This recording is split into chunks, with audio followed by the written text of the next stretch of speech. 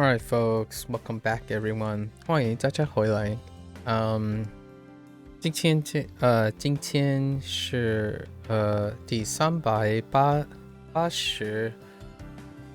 天六天。It is day 386.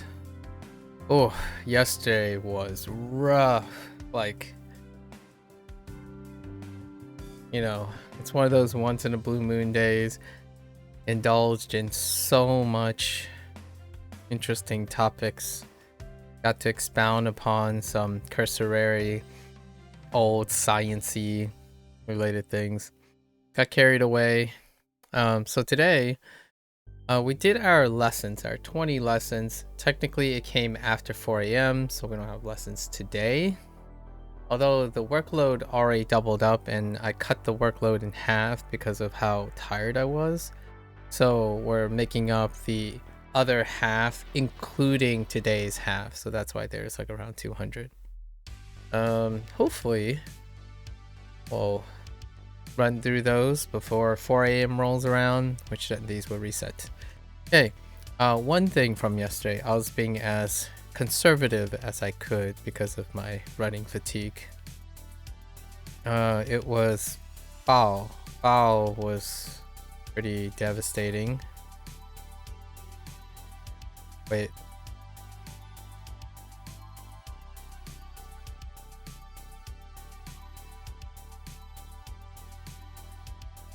Right.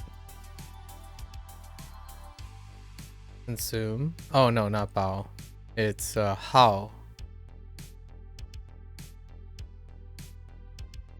Consume. Try to change it up more about doing chores and then consuming all the fur, the beast fur in fire after plowing them together. Feel the fire in the bathroom, I suppose. The magical hot spring, magical bathroom of some sort. It's not the greatest.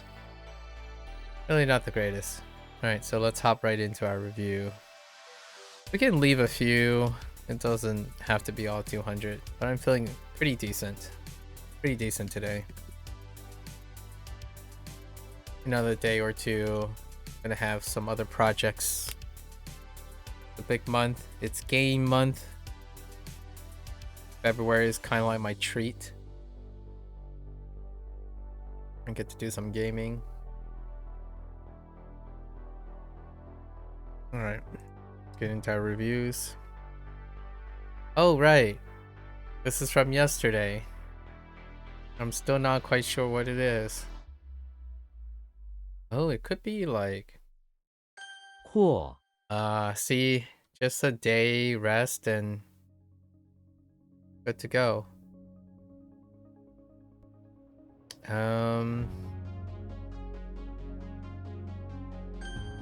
Enlarge, that's fine. Oh, I know what this is too today. It's purchase. Oh, right. Go. Go.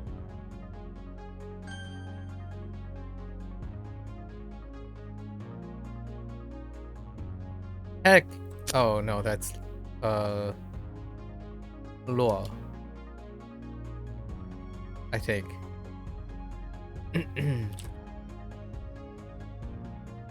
胸骨。心脏位于胸骨旁边。 What the heck? Oh, it's like the sternum.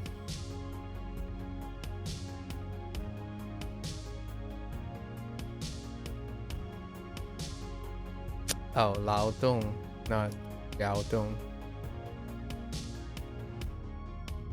墨。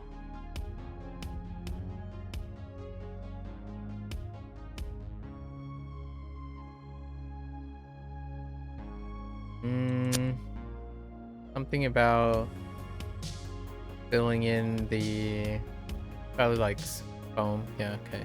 Filling in the leak from the dead tree.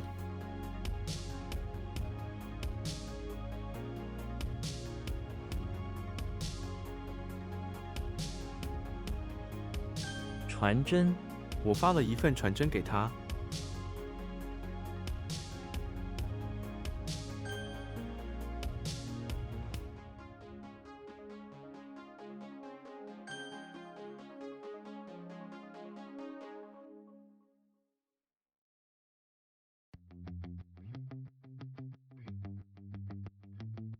What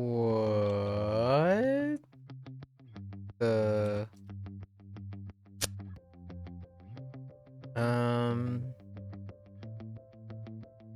I think I have it.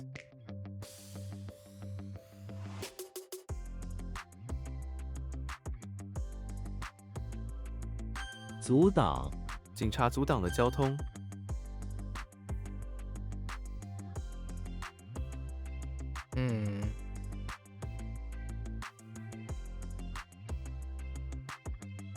替代品、水没有替代品，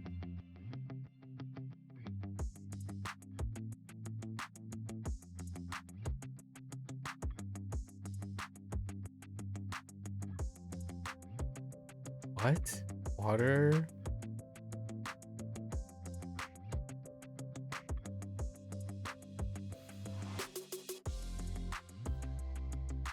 Alternatives? Water don't have alternatives.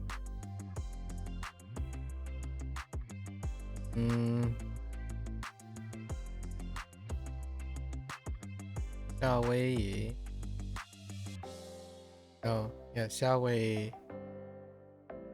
Yeah, Hawaii. What? Oh, not Hawaii. Hawaii.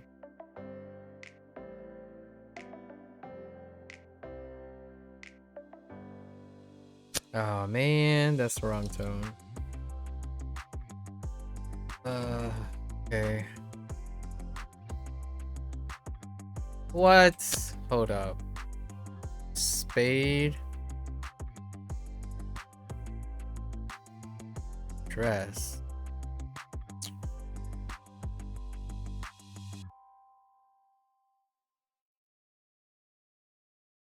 Oh.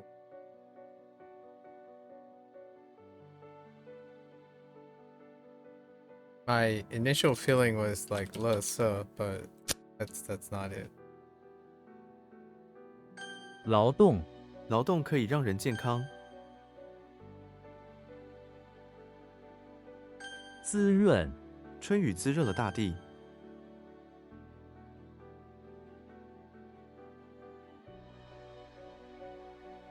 No?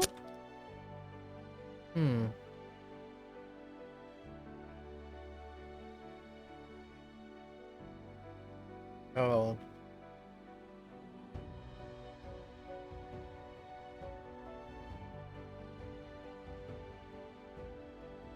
碳、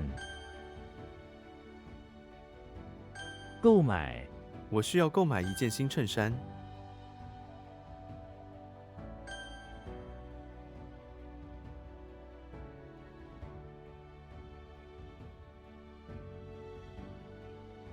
玻璃、玻璃是沙子做的，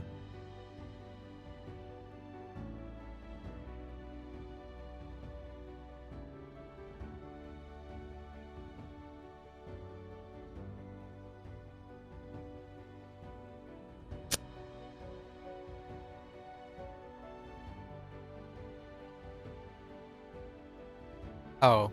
There's a typo in there. 翘、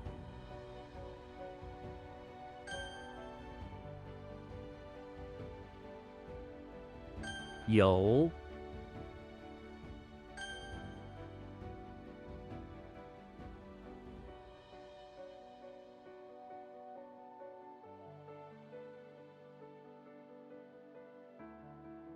No. Heck.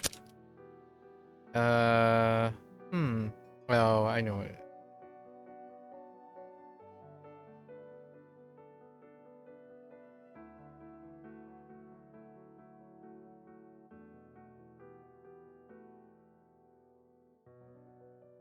规矩、这里的规矩很严格，按、 Ace. Or is it press?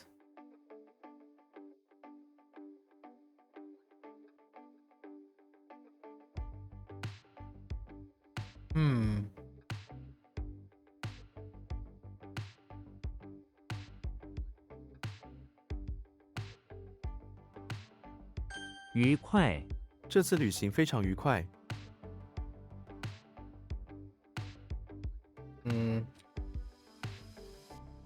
Or like pleasant. That's fine. I think I'm using this. Fair enough, actually.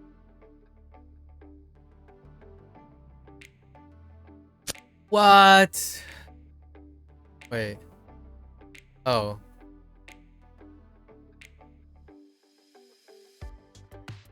It's way, not way.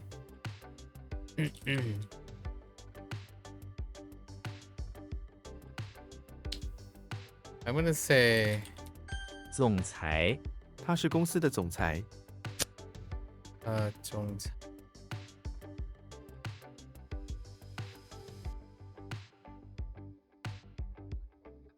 an overall leader thing.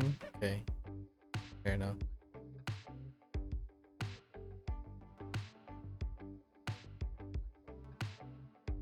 副总统，副总统的发言非常精彩。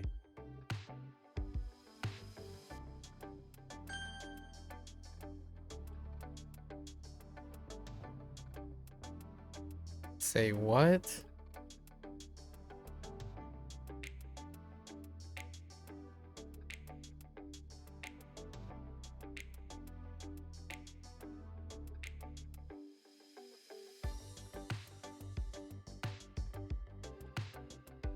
Something makes me want to type moo. Oh, okay. Oops. Ah.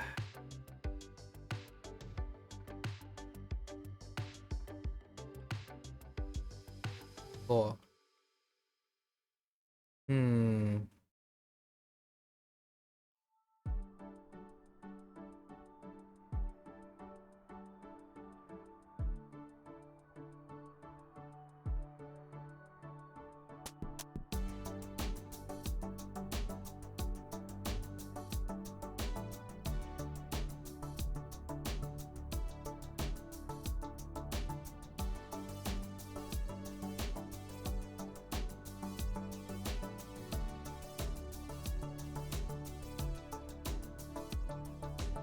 How does this work? I have no idea what that is. This one is... Oh, no, wait. I knew what that is. Dang it.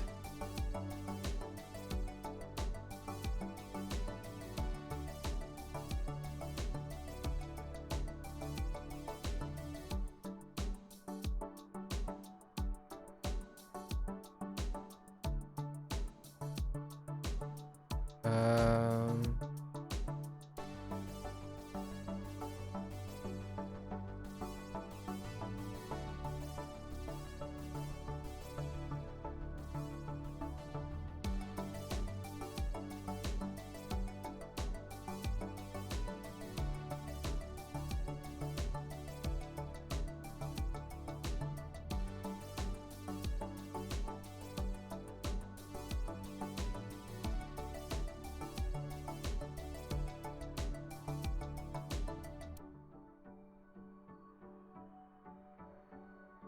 I have no idea how the net fits in.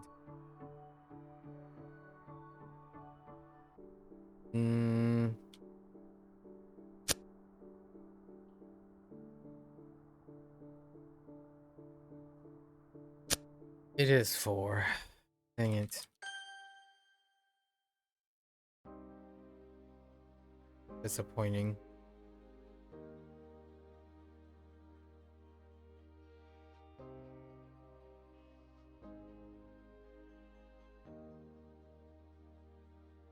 热腾腾，我喜欢吃热腾腾的包子。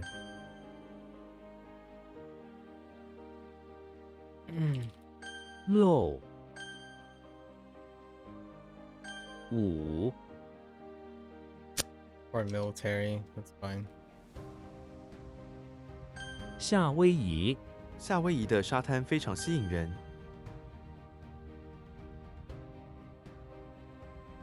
旅，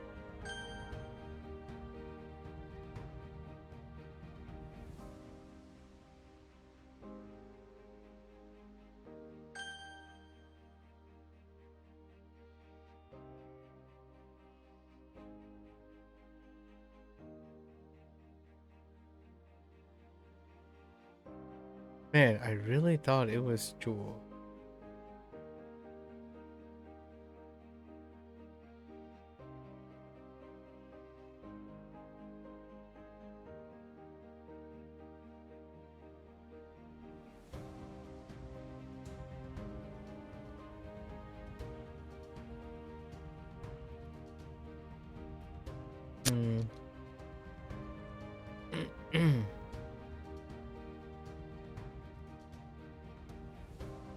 波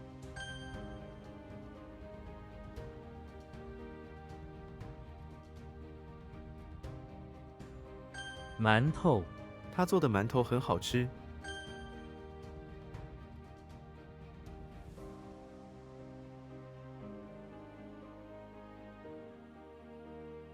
Could be. Oh no, it's not.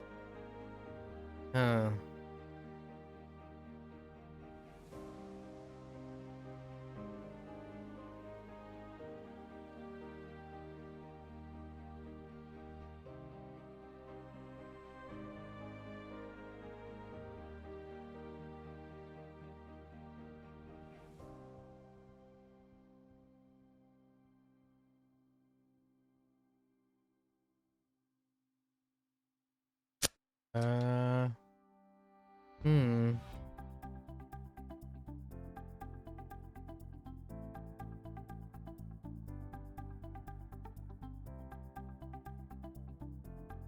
I don't think this has a shot. How? Oh no. Yeah, no. I wasn't even close.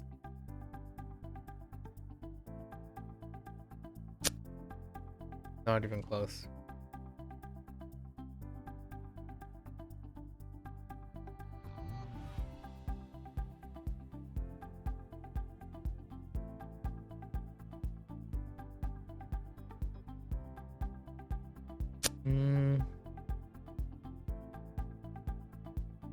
Oh no.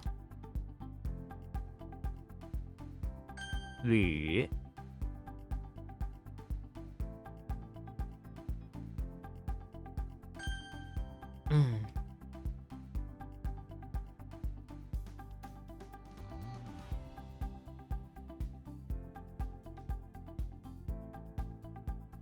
凹凸桌子的表面凹凸不平。墨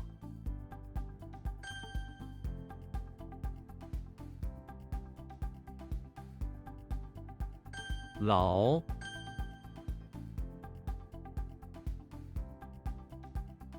彩虹孩子们喜欢画彩虹。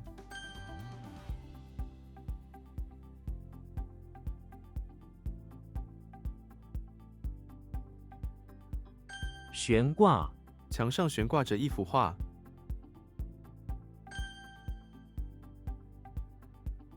枝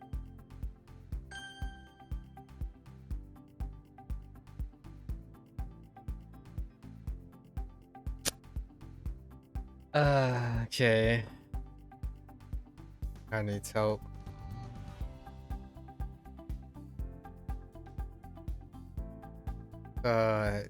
What?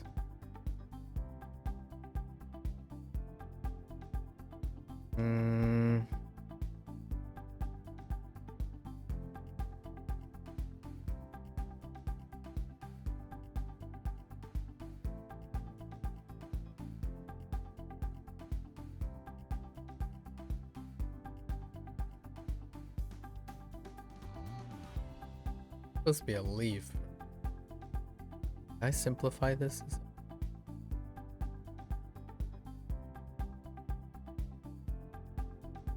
Why don't I know you?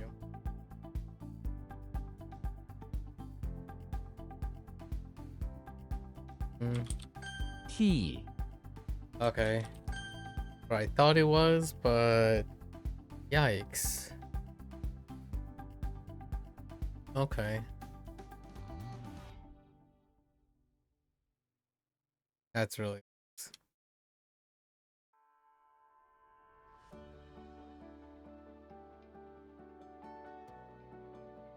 what? Oh.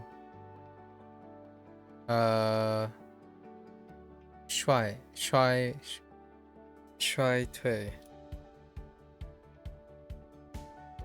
and I don't think this has a shot. No, it's potato. Hacking potato. We'll see what we can do.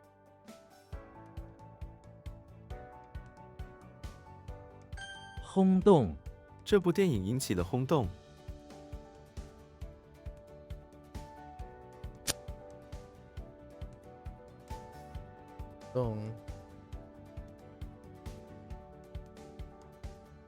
Like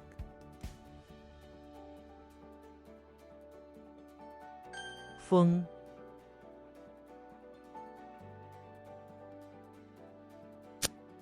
what? Speak. The edge is similar.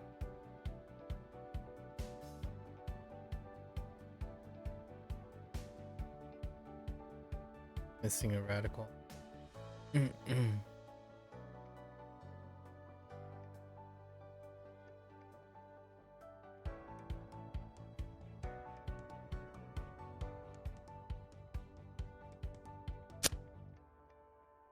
No, that doesn't make any sense.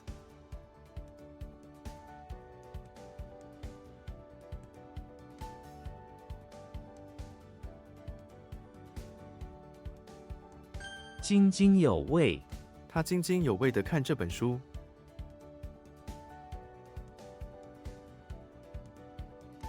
Like really excitedly invested. Yeah, it's fine.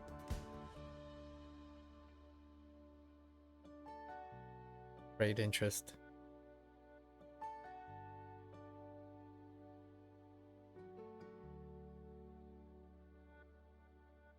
装，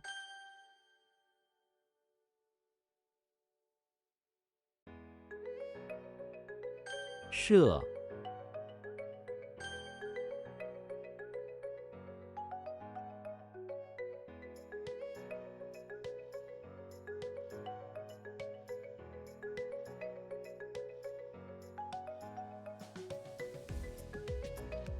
Hmm?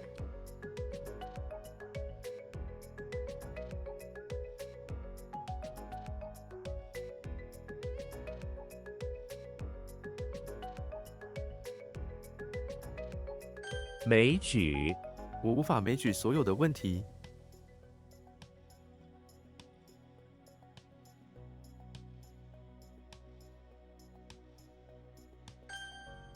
Oops. Enumerate. Enumerate.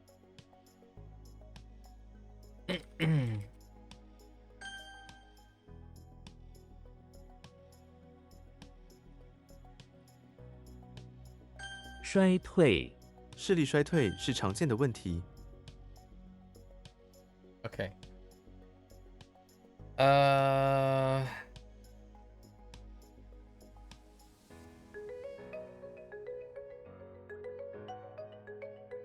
Not bad.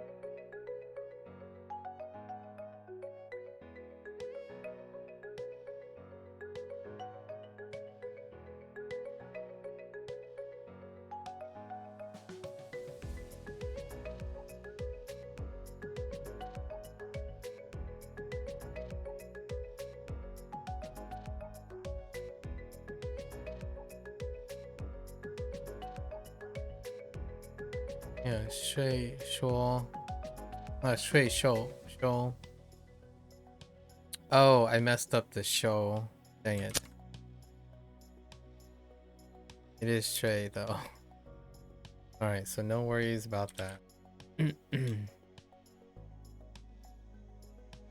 I mean, like, oof, like, causes sensation.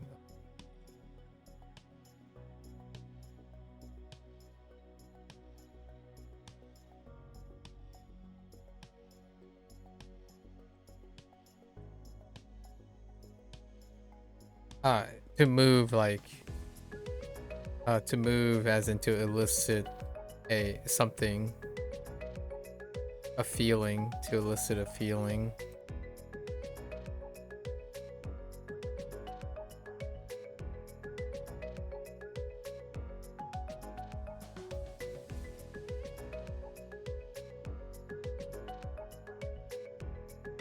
Trying to feel. The sensation thing is like, eh.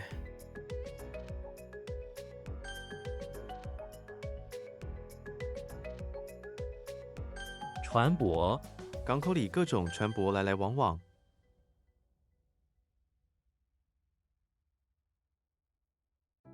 What?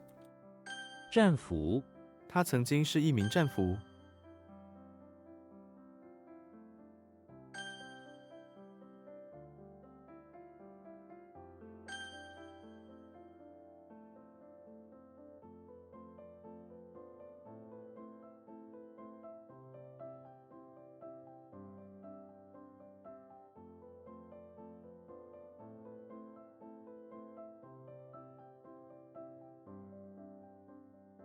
删除、请删除这个文件。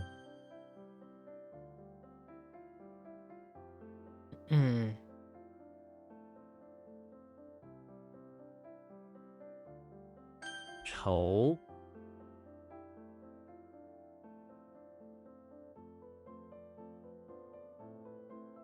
Part of revenge, but animosity is good.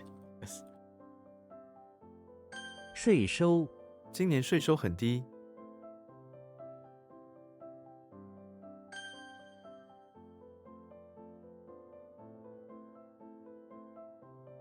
球、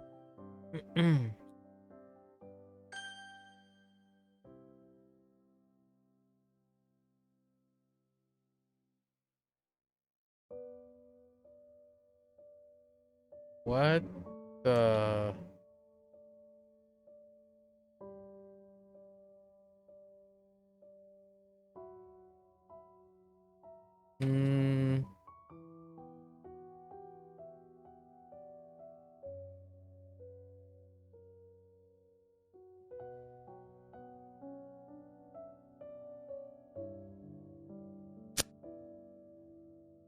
No clue.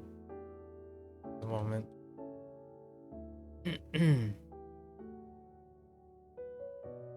全、岩石、小河旁边有很多岩石。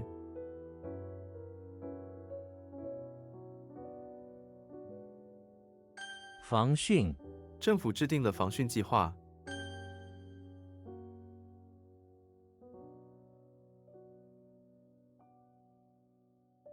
鹿角、 那是一副美丽的鹿角。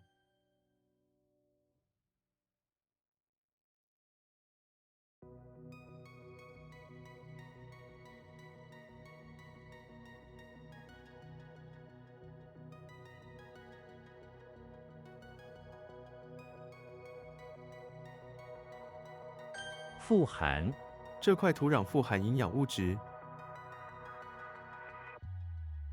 Or kind of like clean, yeah, be rich in, okay. Or just to stay rich in, retaining wealth, keeping wealth.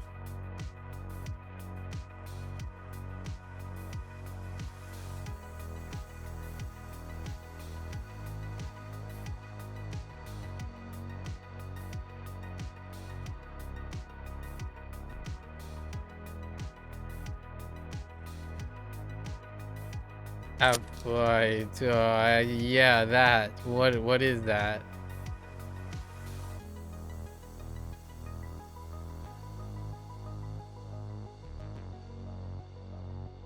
Hmm.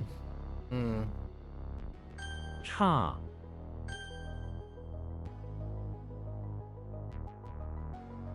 What?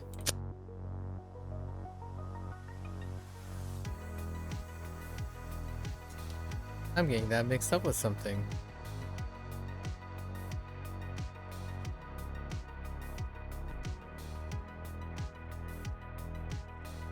What?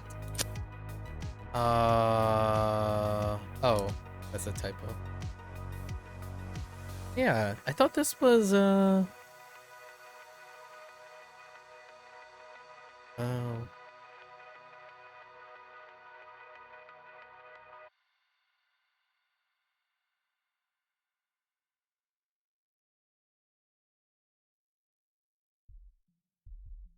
I really thought this was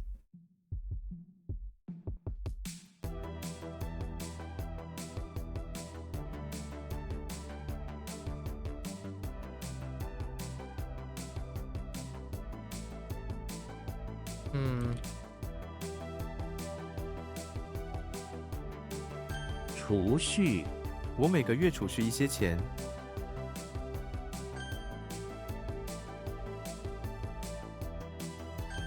数、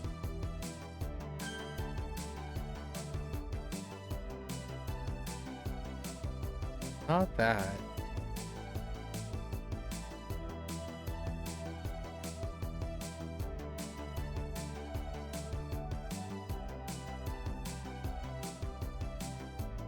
It's a so loyal thing.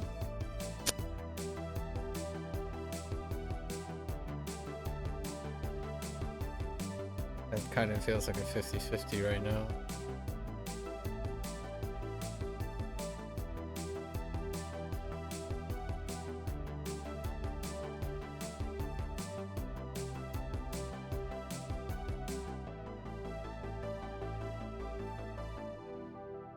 Man.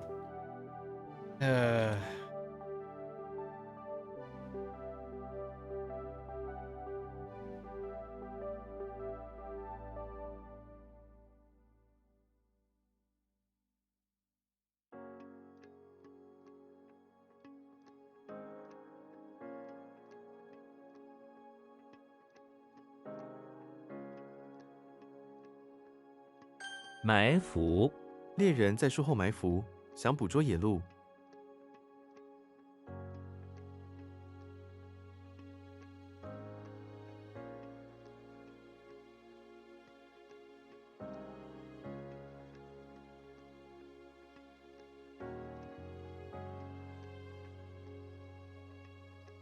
What the?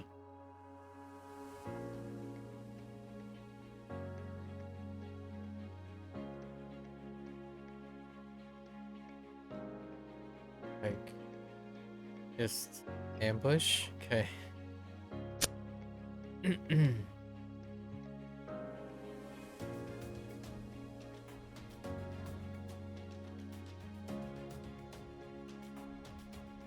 You know, something screams Hui on here. It is not.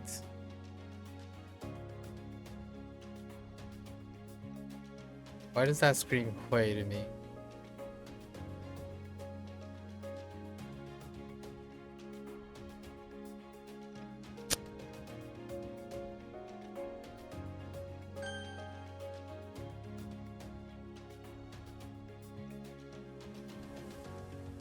黎明、 鸟儿在黎明开始唱歌。真、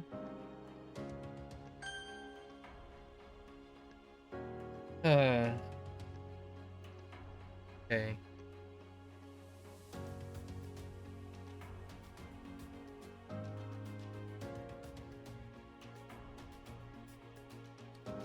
Something screams. 是 Okay. Alright. 福、 Oh no. Cool.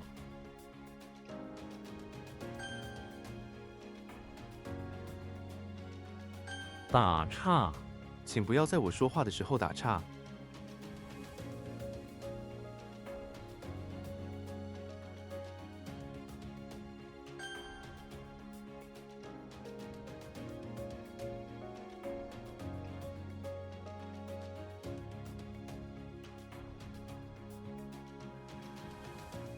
No. Oh no. Oh no. I thought this was Hui.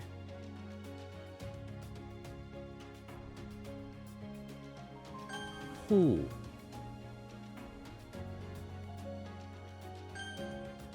Oh, it's who, not woo, for Shanghai.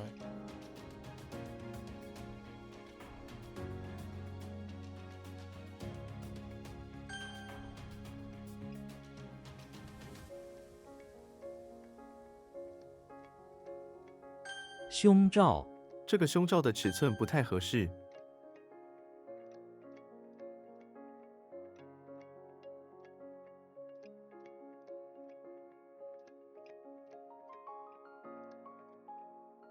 灌输 父母灌输孩子善良的品德。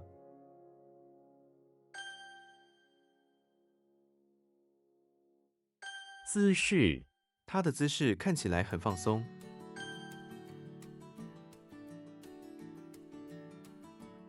龙 送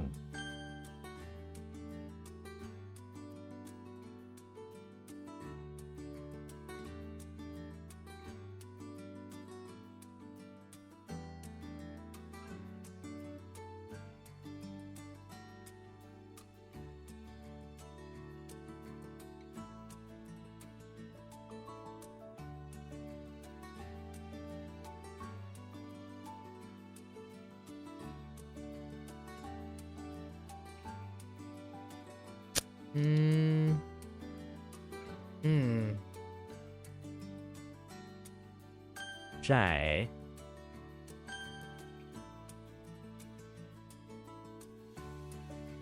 解剖 学生在解剖青蛙。 解剖，解剖。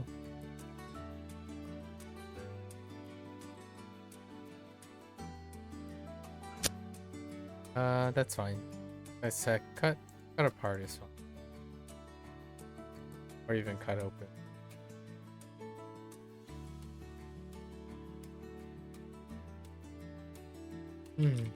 Cut apart is a little bit rougher than cut open.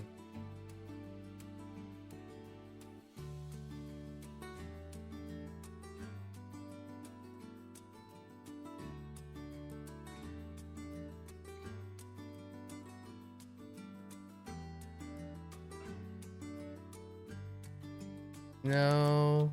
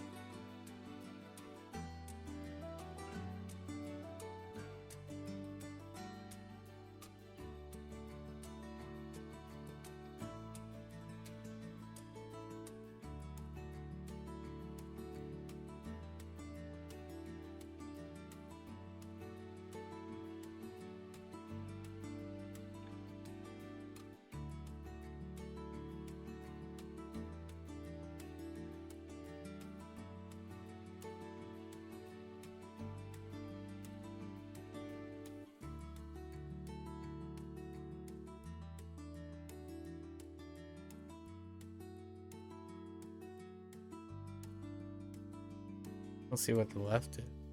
The pun T. Okay, it is. Oh, I just didn't get the word. Okay. I think I won't get.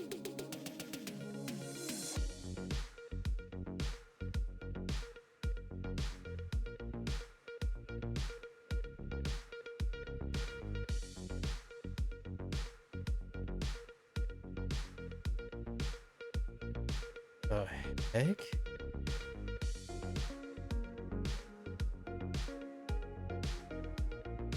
兵役 他已经完成了兵役。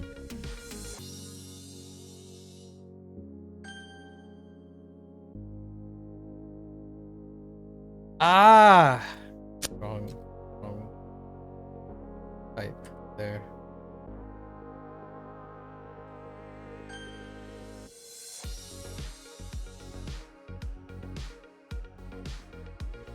侠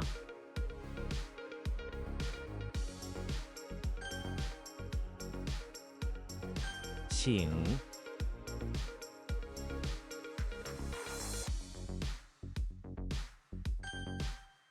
100.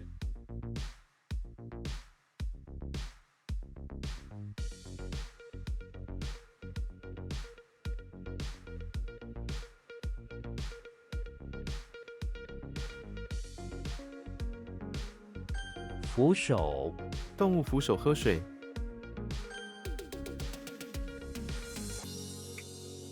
喷漆，他的衣服上沾到了喷漆。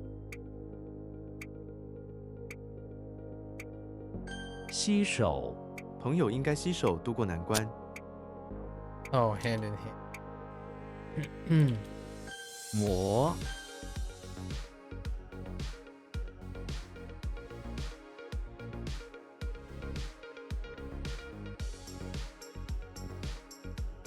What?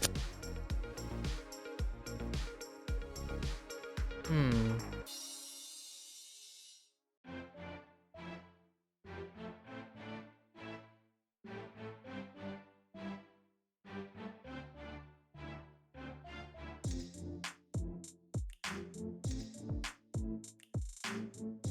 I change this.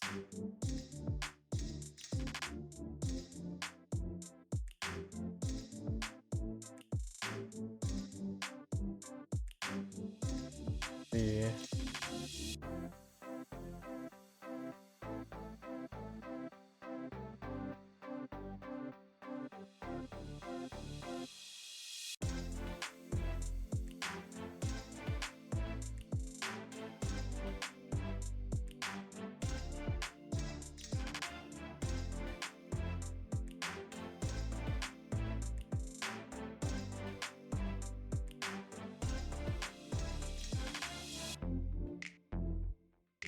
Oh, it's probably I did change it. Probably 翠绿，翠绿，翠绿，翠绿的森林让人感到放松。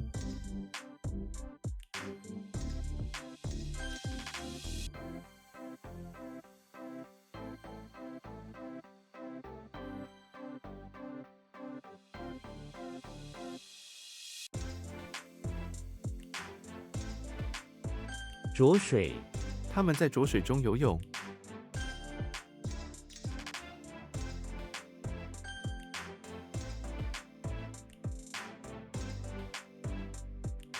侠义，侠义已死。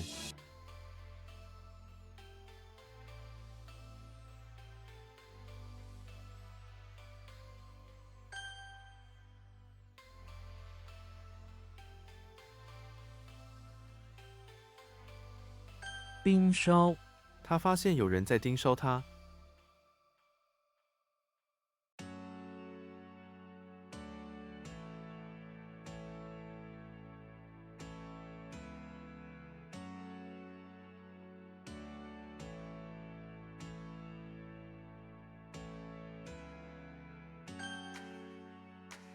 That one's tough. 唤起，这次事件唤起了公众的强烈反应。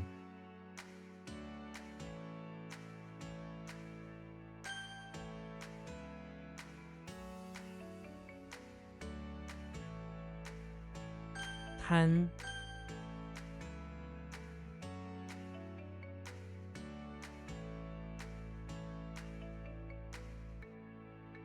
What the heck? Oh, typo. 摊子，他的摊子上摆满了新鲜的水果。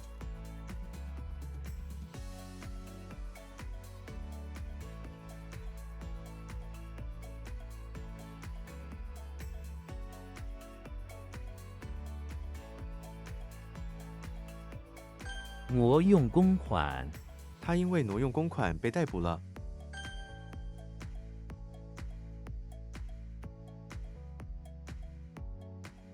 What? Oh. Wait. What?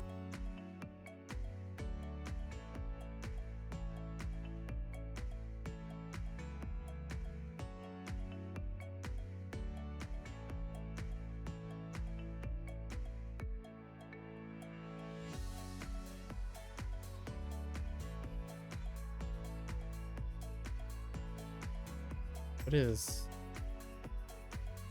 嫁妆，他的嫁妆里有很多家具。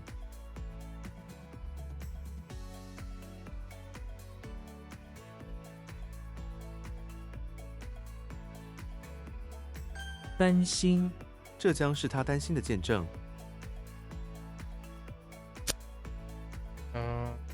Loyal.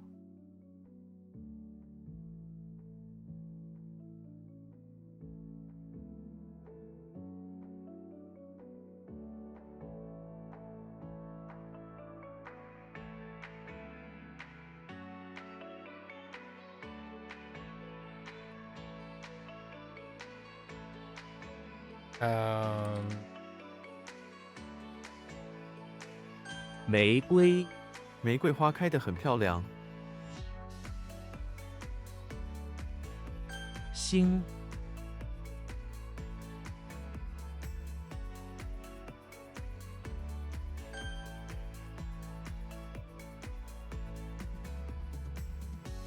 oh, that's not. I really thought this was.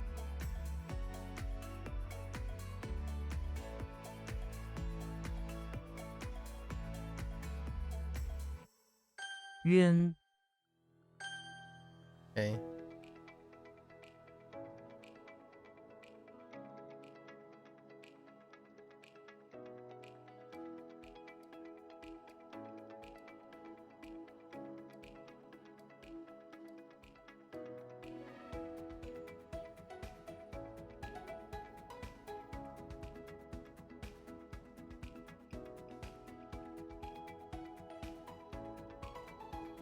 What is that? 细， We're not using tiptoe, we're using plan for this. Oh, not tiptoe. Contract.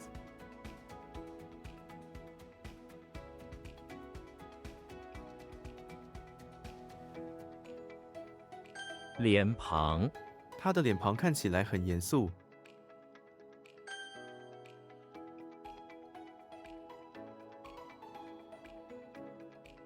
Oh no, I just went with that.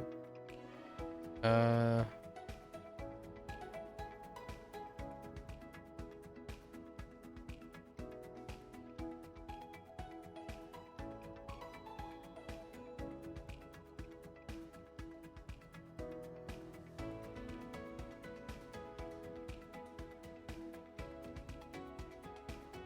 I change it up or did I use spoon and skeleton?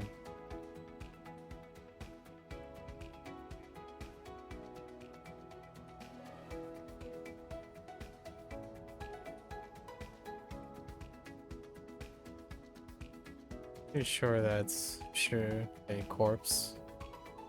Yeah, autopsy. Did I use death? I did use. Yeah, I used death. 淘金，他去山上淘金。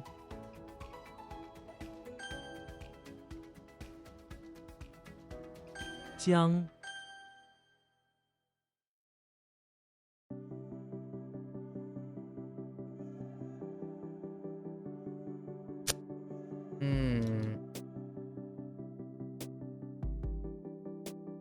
Don't know where the whose finger that I really thought I did.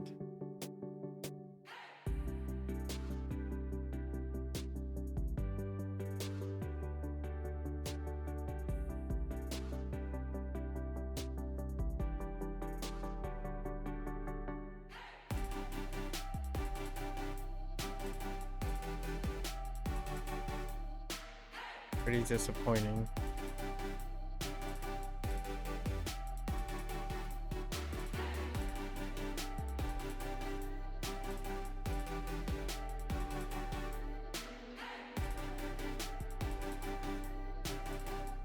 “漩涡”，漩涡非常危险，不要靠近。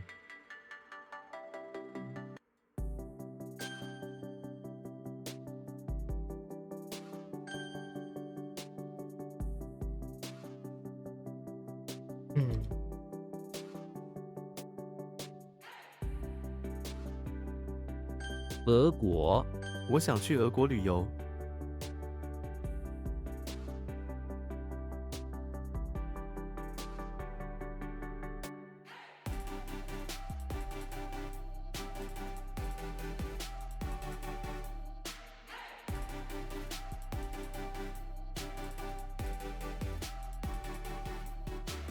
低碳，低碳生活，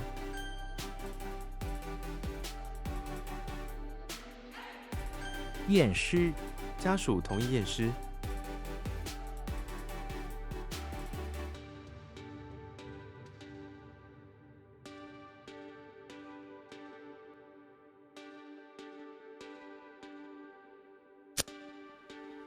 ，Oh, I forgot the N. 恭请， 1公顷大的购物中心，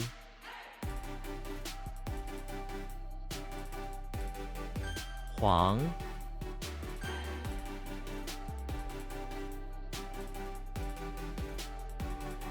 依赖，小孩很依赖父母，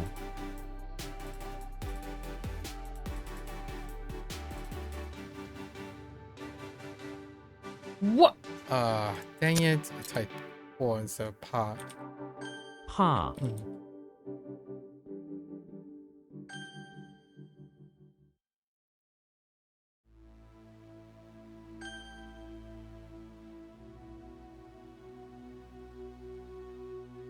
遮，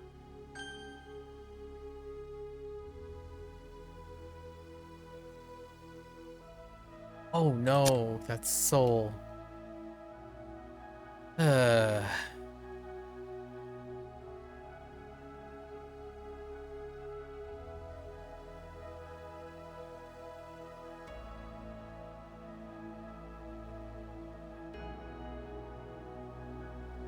驶入，作弊对他来说是耻辱，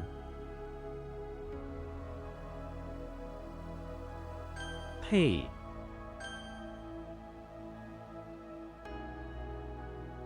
将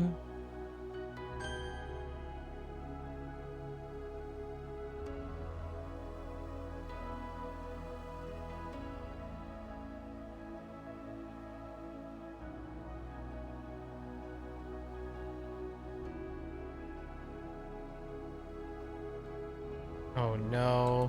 I don't know which one.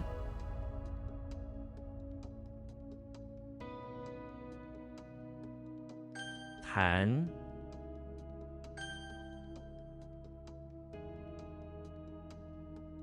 狭窄，这门太狭窄了，滥用，请不要滥用别人的信任，进，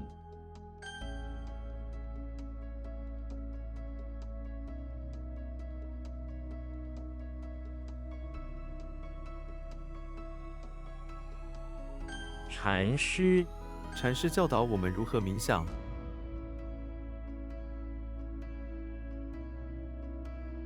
恐怖片，他喜欢看恐怖片，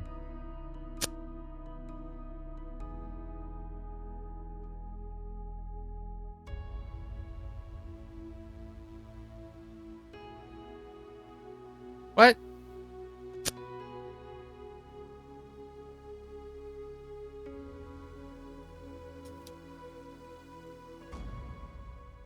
Hmm.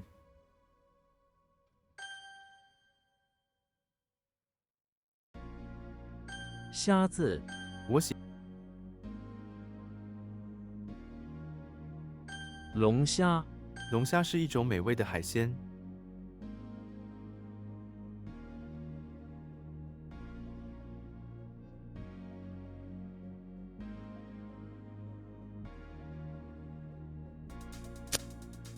This has gotta be.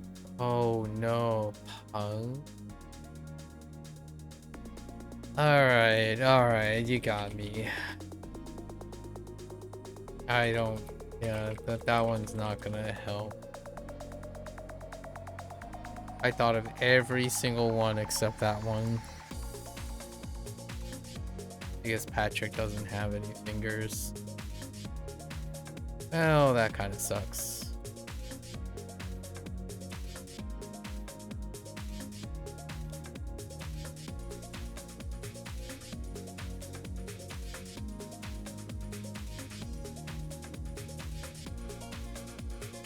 Oh, perk. 悬崖，从悬崖上可以看到大海，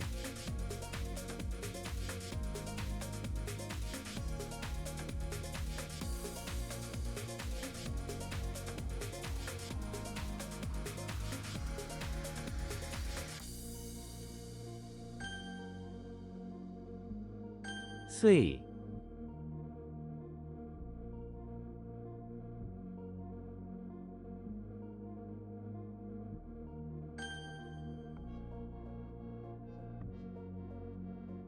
山崖，他在山崖上拍了照片。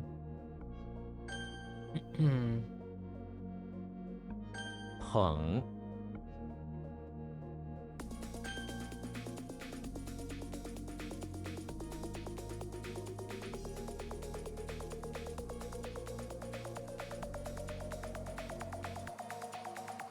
Oh, I know what this is. 移，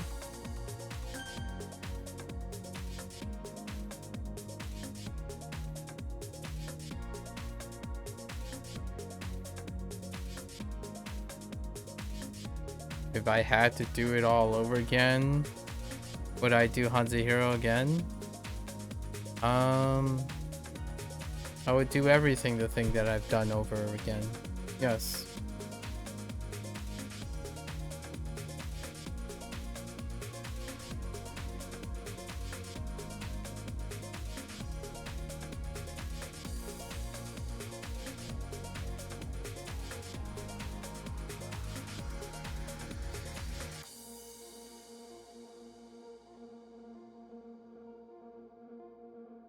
刹住， 在楼前把车刹住。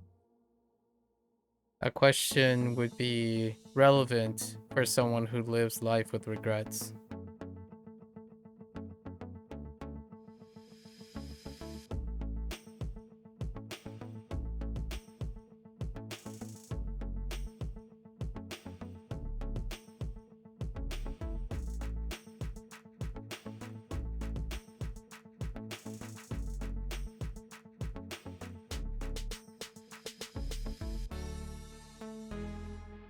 What the heck?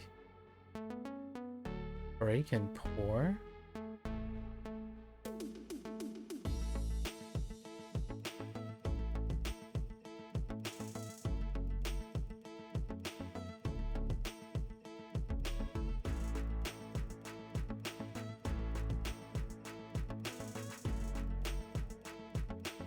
Oh, like to just stop? I wonder where the jewel is coming from. Just pour everything into stopping.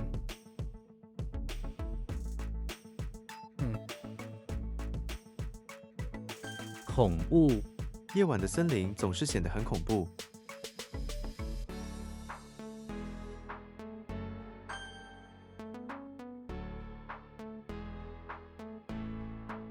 驳回， 公司驳回了他的辞职信。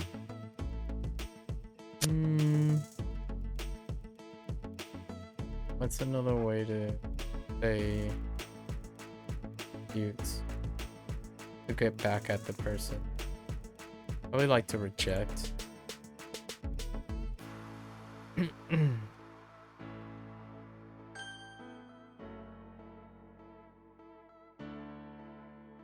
豆浆， 豆浆是用黄豆做的。 You're just wondering if you can recommend HanziHero because you did Wanikai, not sure how to think about typing in the tones. Yeah, I mean, pinging is a thing. Recommendation?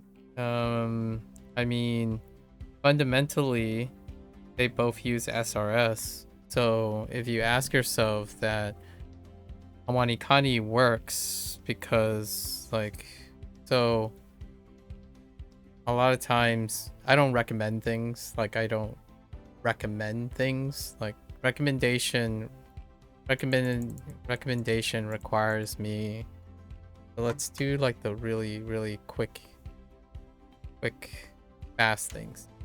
So I can only recommend things when there are two conditions met. One, the person asking knows me well enough, and then two, I know the other person well enough. So since we just met, these aren't conditions. However, I can do what I can do best is to describe really quickly the things that might be important be your decision.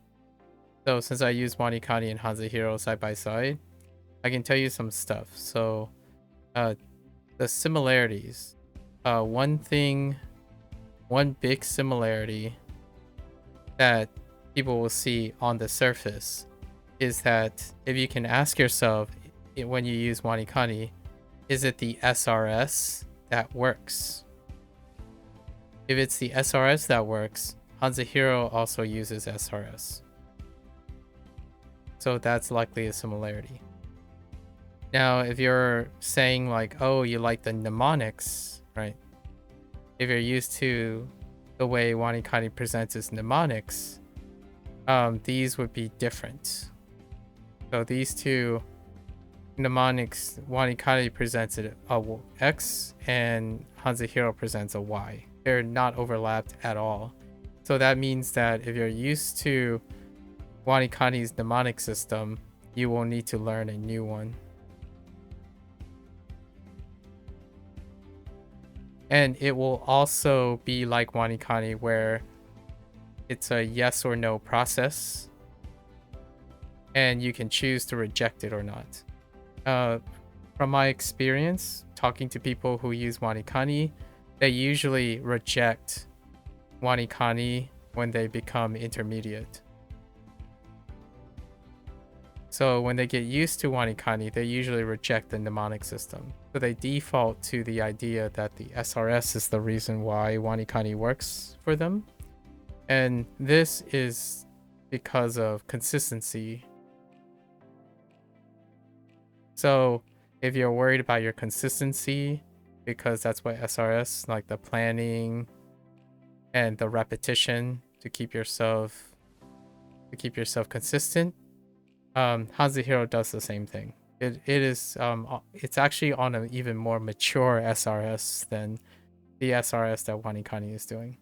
So it has the undo your button, undo your answers and all the others, instead of needing a script for WaniKani. So this is like the number one reason when you ask yourself, when you're using WaniKani, what is it about WaniKani that works? If it's just the SRS and you're largely ignoring, like you're right here, you're ignoring the mnemonics since you used it for a very long time, HanziHero introduces another mnemonic too, but you would ultimately also ignore that as well. And there are lots of people, yes, a substantial number of people use WaniKani, and then they used HanziHero, and they did the same thing. They only value the SRS, and they ignore the mnemonics over time. So, I value the mnemonics. I actually don't value the SRS. So, when I was using the similarities, basically, when I use WaniKani, the SRS is not my value system, but it's part of it. Like, it's the first time I've used an SRS system, and it's okay. I think SRS is okay. I come from a formal training background. So formal training, like formal education, they use SRS. Most of your things, your classes, like college, graduate school, they all use SRS. All of them. Like, you have quizzes, you have homework, you do exams, you study them. It's all SRS. So this one was interesting. I studied. It's consistent between the two. So if you think if that's what you're describing, yeah, just as you described, doing mnemonics at the start is fine, but at intermediate it gets tedious, and you would probably do it for the SRS. Yeah, so it's the same experience. Now the big thing is when you're learning the new mnemonic system, technically you can still create mnemonics the same way you did with WaniKani, if you're still practicing that. Like, if you kept that somewhere in your pocket, you can still use the however but that would mean you have to make it, right? You would have to make the mnemonic system. In HanziHero, the mnemonic system is made for you. Now, you can do that all you want. So if it was specifically for the SRS, you're not missing anything. So if you bought into HanziHero, you can ignore the mnemonic. However, I will give you a really big caveat. The mnemonic is not optional. So there is something that is different. So one of the number one differences that will turn off someone who uses Wanikani is Wanikani, the mnemonic is optional. It's optional at first. Like you can choose to ignore the mnemonic right from the beginning. Like if you don't like reading it, just use the flashcards.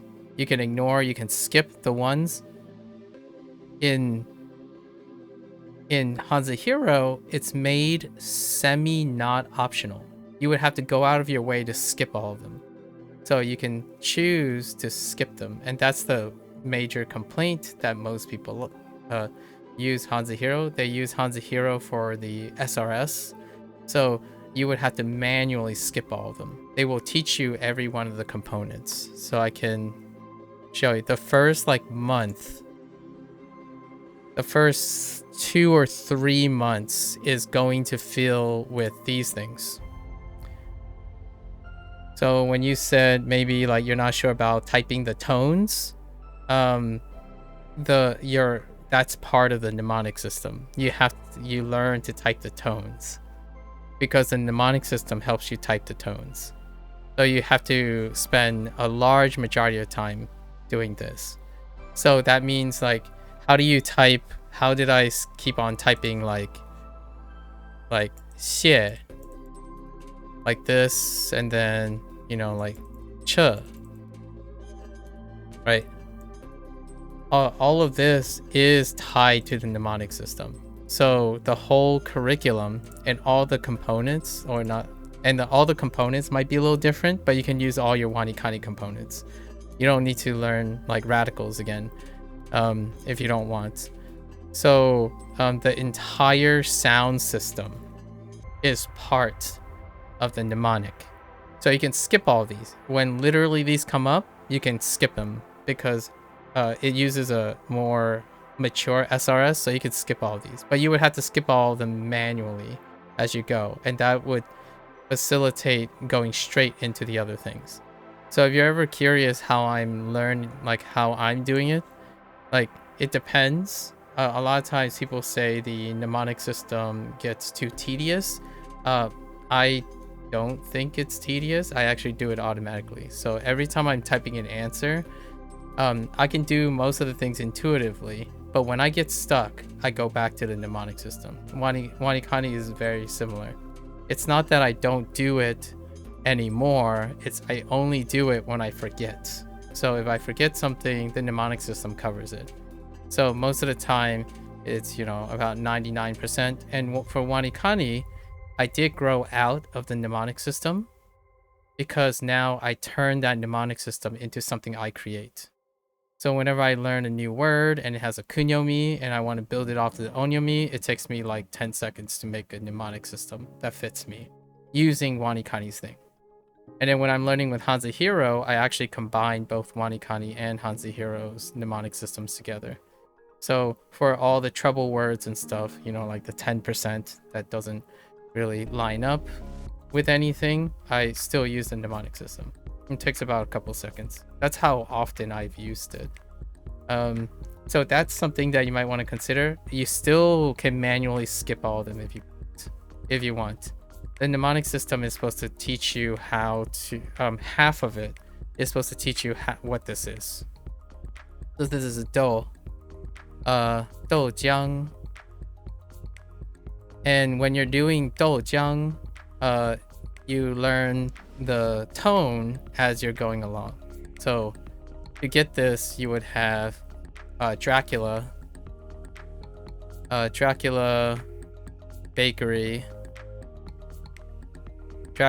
bakery, and beans. Those are your keywords. And you would get, and there, Dracula's in the bathroom. So it's always Dracula, bathroom, bakery, something dealing with beans, and then you get dough. Bathroom is always 4. Dracula is always D, and bakery is always U plus O plus U. And then Jiang is the same thing. J is Jimmy Neutron. GI. An, so like the tone 1 is inside. Tone 1 is outside. The Ang, the ANG, is chapel. And then you have your stuff. So in here, you have up here is general, the component general. And bottom here is water. So now you have a mnemonic that combines Jimmy Neutron, who's outside the chapel, hanging out with the general to make a holy, like a holy liquid. And that liquid is thick. So it's called thick liquid. That is the definition for this. And this is bean, which is bean and is still bean. So that's a convenient one. Like if you take any of these and you forget something, you know exactly what the read is. Like for example, this is, the Japanese word for use or you.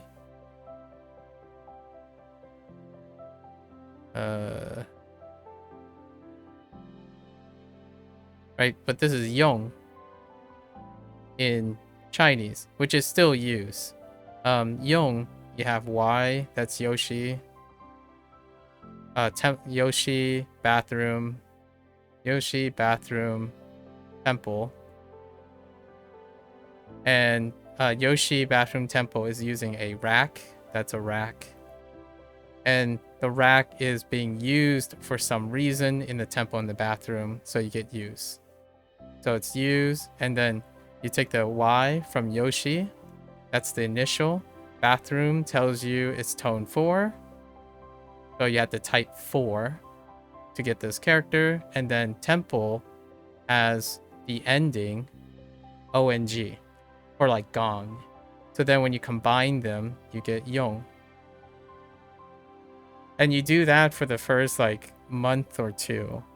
And most people, they decide in the beginning whether they're going to reject it or do the wanikani thing where you kind of use it and then you get your training wheels and then you reject it and then you leave it. For myself, both wanikani plus HanziHero, both HanziHero, this is how I think of things. So I don't like, this is not tedious. This is what I do naturally. I do most of these things. The mnemonic devices are mnemonic devices, like systems, are underneath the umbrella of mindscapes. So mind webbing, and then mind webbing is under association. So in order for me to comprehend things and whatnot, I use these systems too. So combining wanikani and HanziHero together is just another tool in the shed, right? However, I do not waste my time, so to speak, by using something as a training wheel and then like dumping it later. They end up coming up again and again and again. So all of this stuff is pretty easily able to rearrange and repurpose. Like puzzle games use the same system. If you're ever trying to solve a puzzle and it has an order of operation, you would you can use exactly what wanikani and HanziHero put together. You can probably solve most puzzles. Like for example, Talos principle, or like Portal games. If you like deck builders do the same thing. Anything with a logical system requires a mnemonic system for this. So it's really up to you if you want to use these systems or not. You would probably give the mnemonic system a try either way. I'm glad you asked. Yeah, like in the long run, I would say that if wanikani's SRS is good enough for you, you can still use Anki. However, if you like Chinese, right? So one of the thing is, this is probably one of the few that has a Chinese set deck. Sorry, why did I write TT? traditional Chinese and simplified Chinese. And if you are already interested in Japanese, the traditional Chinese is really wonderful to test your Japanese knowledge as you're going, right? And then there are some simplified characters that are in Japanese, but traditional Chinese is really great for reinforcing Japanese kanji. And then when you get enough proficiency in traditional Chinese, it only takes a few weeks actually to figure out all the missing simplified ones. Japanese have a few simplified characters. The large of it is Chinese, traditional Chinese characters outside of your kana, your conjugations and your particles and whatnot. So that can be a really strong boon. You might not even need a mnemonic system if you use a mnemonic. You can develop a mnemonic system connecting kanji. You might even have intuitions connecting kanji and Hanzi, especially traditional Hanzi. So that in itself is a mnemonic system. You can form associations already if you're already studying Japanese characters.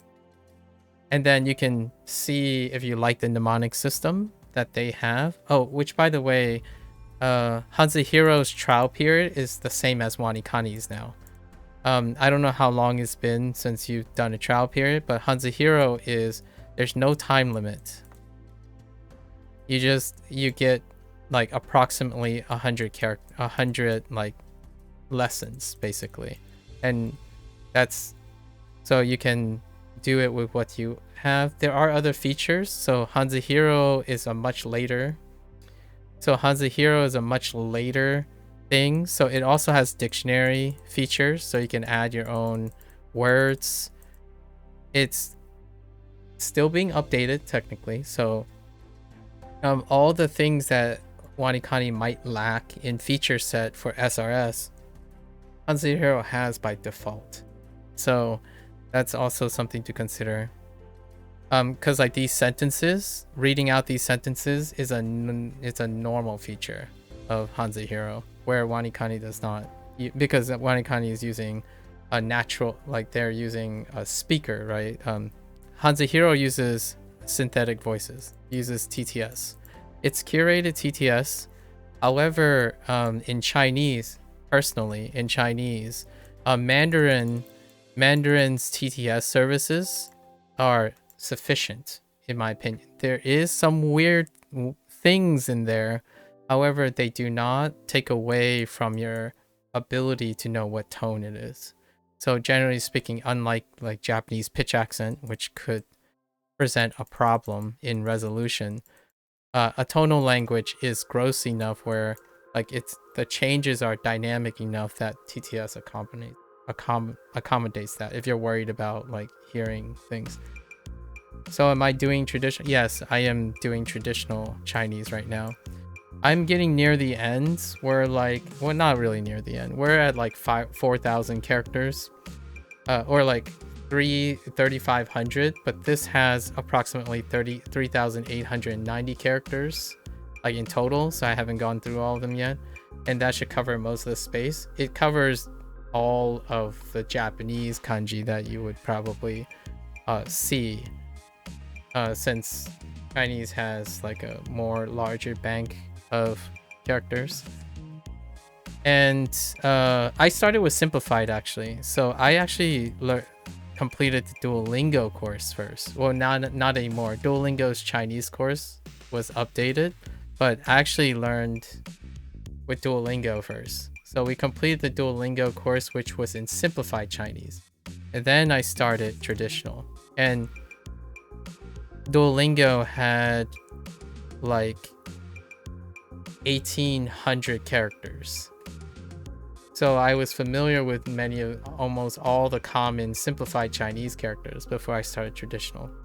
And then once I do this, I will probably go back and spend a few weeks to collaborate with the simplified. And the reason why I mentioned the TTS thing is because I have to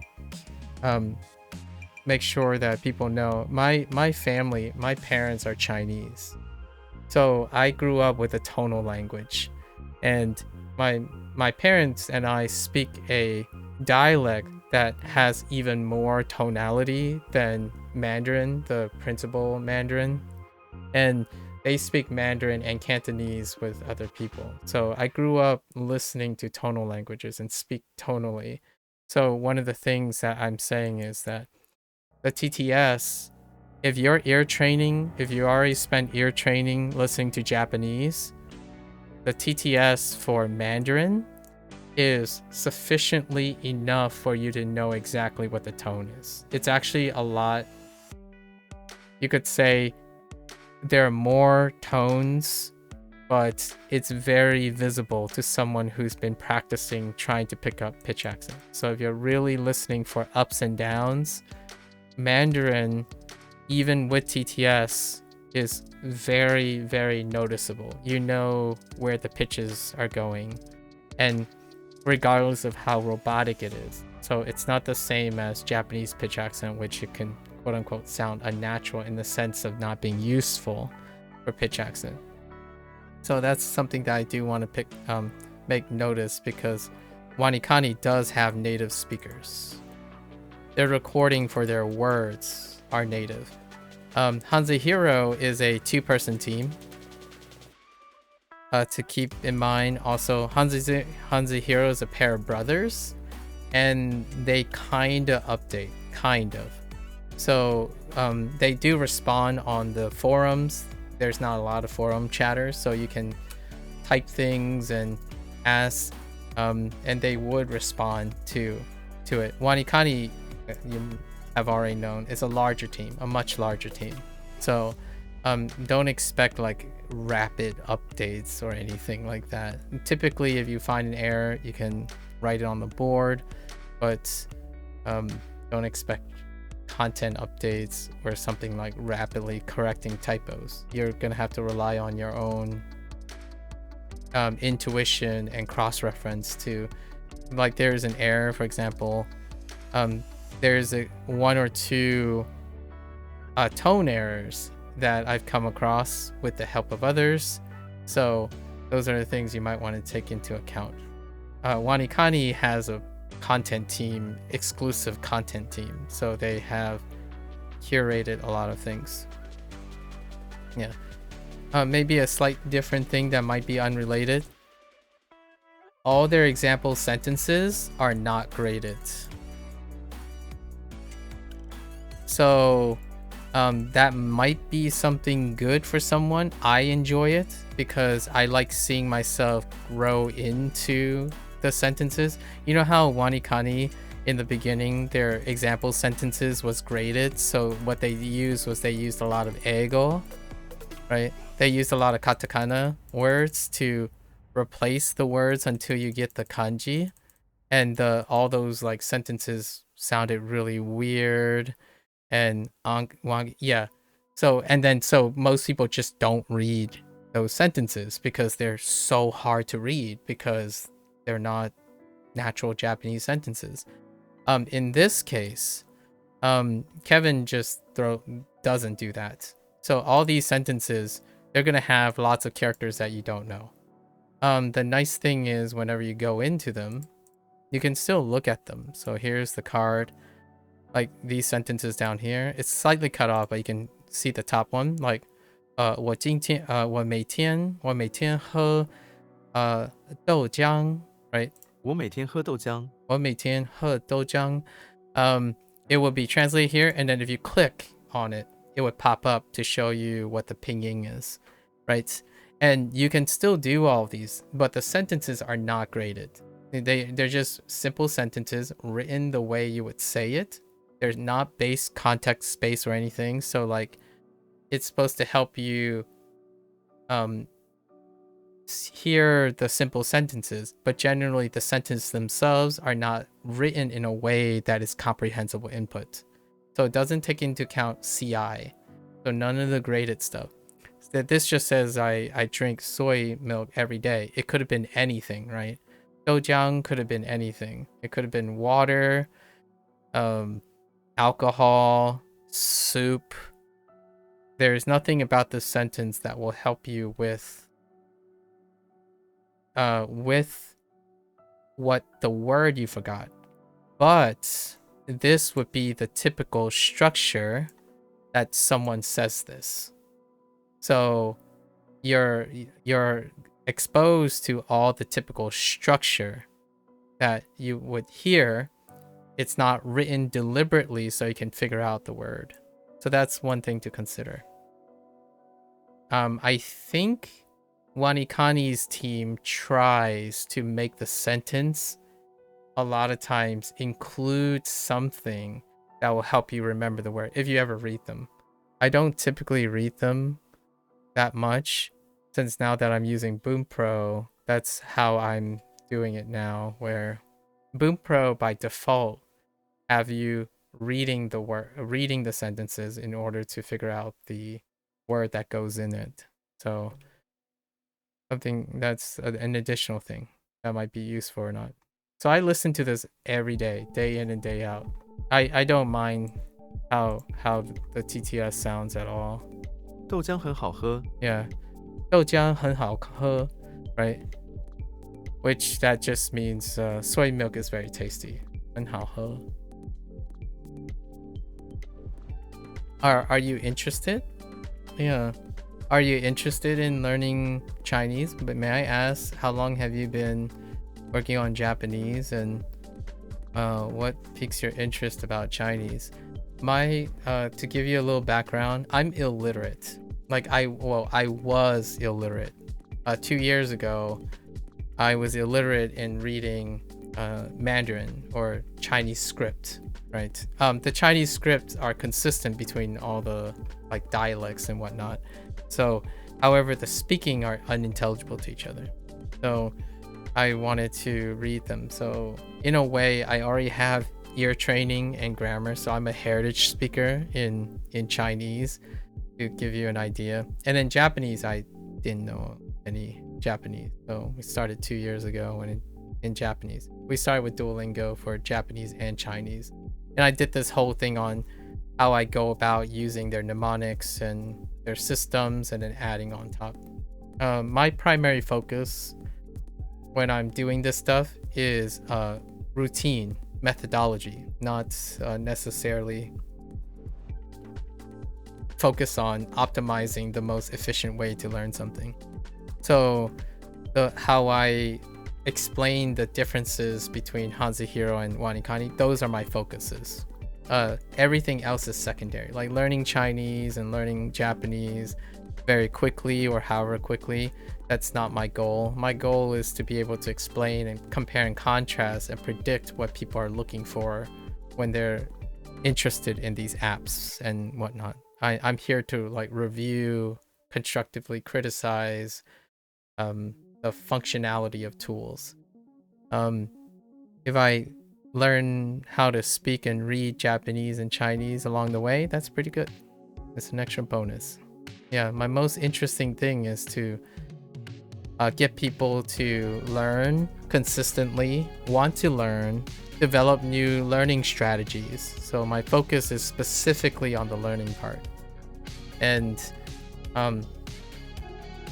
at any time, if you want to talk about and like discuss learning routines and like your schedules, like how you're doing things, that's kind of why I like study and do things along the way. And then whoever wants to talk about things, that's usually the goal. You've been done with Wanikani level 60 for a few years now. Congratulations. You've been learning Japanese since 5 years ago, and you kind of want another challenge with Mandarin? If you're already 60 plus, like you've already done it a few years ago and you've been learning for Japanese for 5 years, I think this is gonna be a really wonderful way to rekindle your use of Japanese. Like learning traditional Chinese, for example, is a great way to leverage your Japanese all over again. Like I don't even think you need another mnemonic system, but the mnemonic system's value would probably be for the pinging only. So like you could you could probably just simplify the pinyin and test their mnemonic system without the meaning. So you might not need to know any of the meanings because you can corroborate it to the Japanese meanings. They are very familiar outside of a few differences. And since you're already past the formal, so if you're like N1 plus, generally all of your N1 plus and maybe even N2, that's the beginning of Chinese. Like the substantial portion of all your formal and like formal public Japanese is the colloquial, is part of the colloquial Chinese. It is the early stuff, like the N5 through N3 stuff, that is less, they're more nuanced to be Japanese unique.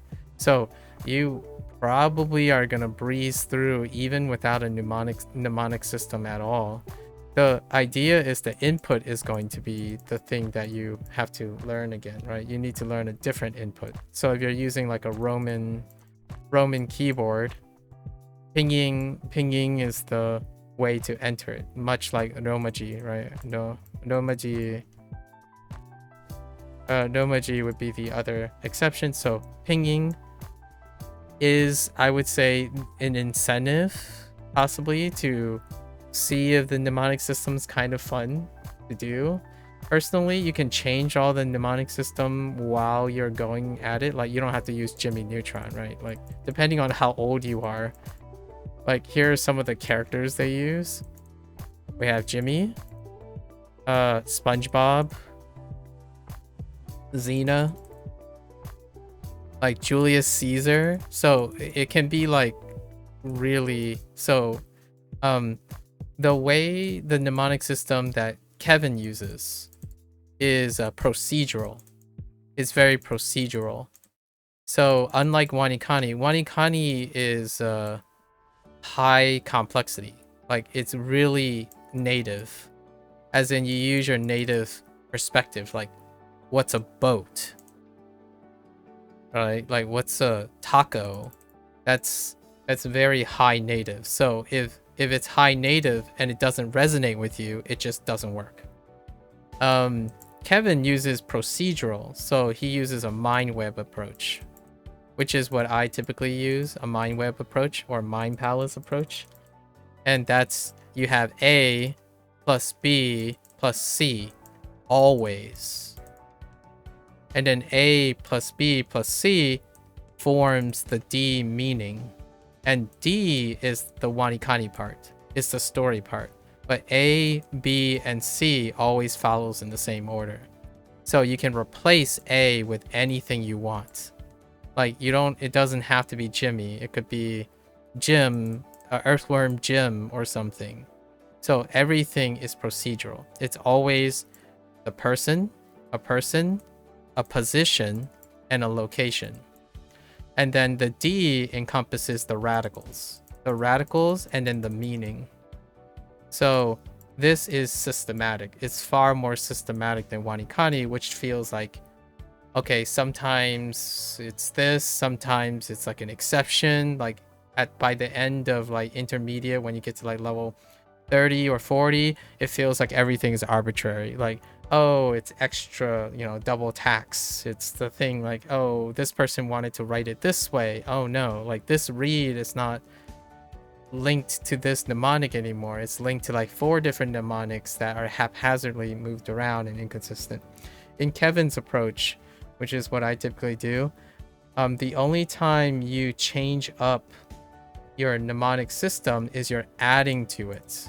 So you're always adding an additional step, but you never do more steps than you need to. You're always doing the minimal amount, and the minimal amount is these 3 things: the character, the position, and the location. That will get you your read. And if the read is enough for you to get the definition, then you don't need anything else. So it's incredibly fast and it's scalable the moment you establish everything. So because in Pinyin, right, there's only a specific combination. there's only a specific combination. So instead of remembering all the combinations, which is like, I don't know, greater than 100 combinations, include with the tones, you're only remembering, in order to get all the sounds, you're only remembering 100. No, not even 100 actually.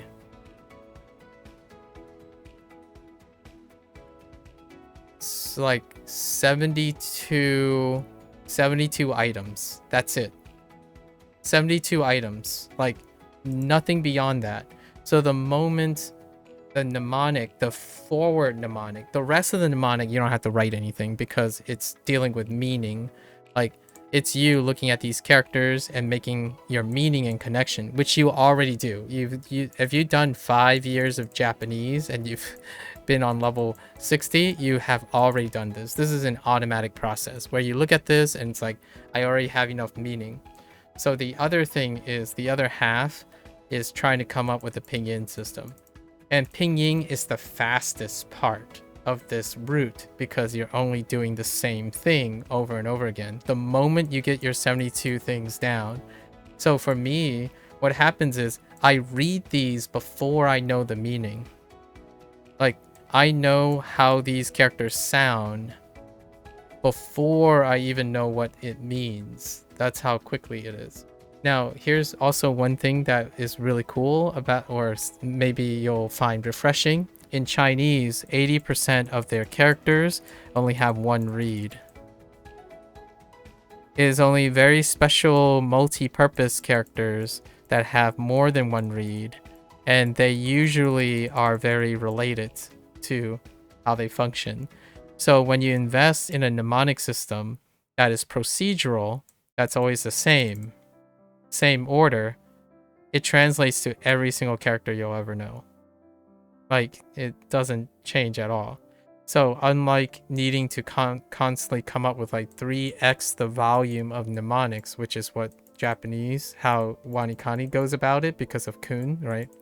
Kun, nani, and on, which then creates convolution, like a bit of interference. In Chinese, when you know the tone, when you know the pinyin, it's always that. And when you're reading it, the pinyin doesn't change.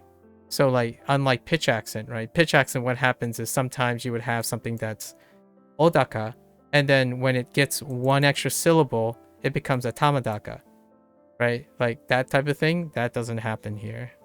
It doesn't happen in Chinese. It's always shui most of the time. Like nearly all of the cases, when you know it's shui, you say shui, de, right? It's always going to be that way. Like, you know, shi, yi. There are a few exceptions, right? There are sandi rules, but that's like 3 or 4 compared to Japanese, which nearly all the kunyomis are exceptions. Onyomi, which is derived from Chinese, are most consistent because they carry the sound. And the sound shapes carry really far too. You will immediately, as a Japanese veteran, you will immediately know that, wait a minute, this thing here with a combination of this, it's probably a form of dian. Like this, it's a form of de. Like this, right? Like this is a sh shape. This is a bai shape. This is a du shape. So a lot, not all of it, but I would say more than 50%. When you have that Japanese feeling over time where like, oh, you know what? I kind of know what some Japanese characters, I would say a little bit like, right now it feels kind of like 30% of the Japanese characters, they carry sound in their characters. Like they have a sound carrying radical. In Chinese, it's even more than that. And the only thing that changes oftentimes is a tone. So like you're gonna find that sh, lots of shs look like sh, and lots of sh looks like sh. So you're gonna have a lot of appreciation for your Japanese. After learning some Japanese, you really appreciate Hanzi basically always being the same. Me too. Absolutely. And since you are already like such a veteran in Japanese, it's gonna be really like to me, knowing how the system works is pretty great. And I'm plugging Chinese pretty hard, but here's another thing. If you're used to context-based sentences, and you're wondering like, what about grammar? It's closer to English, and in the way of arrangements, but it's closer to Japanese in the arrangement of context.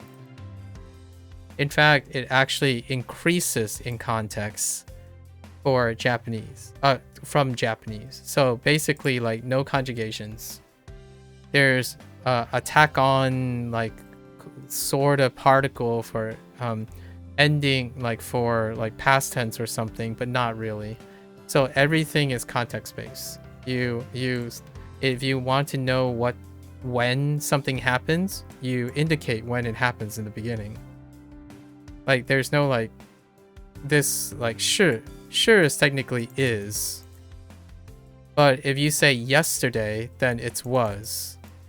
It's the same thing. It's still sure, and nothing changes about it.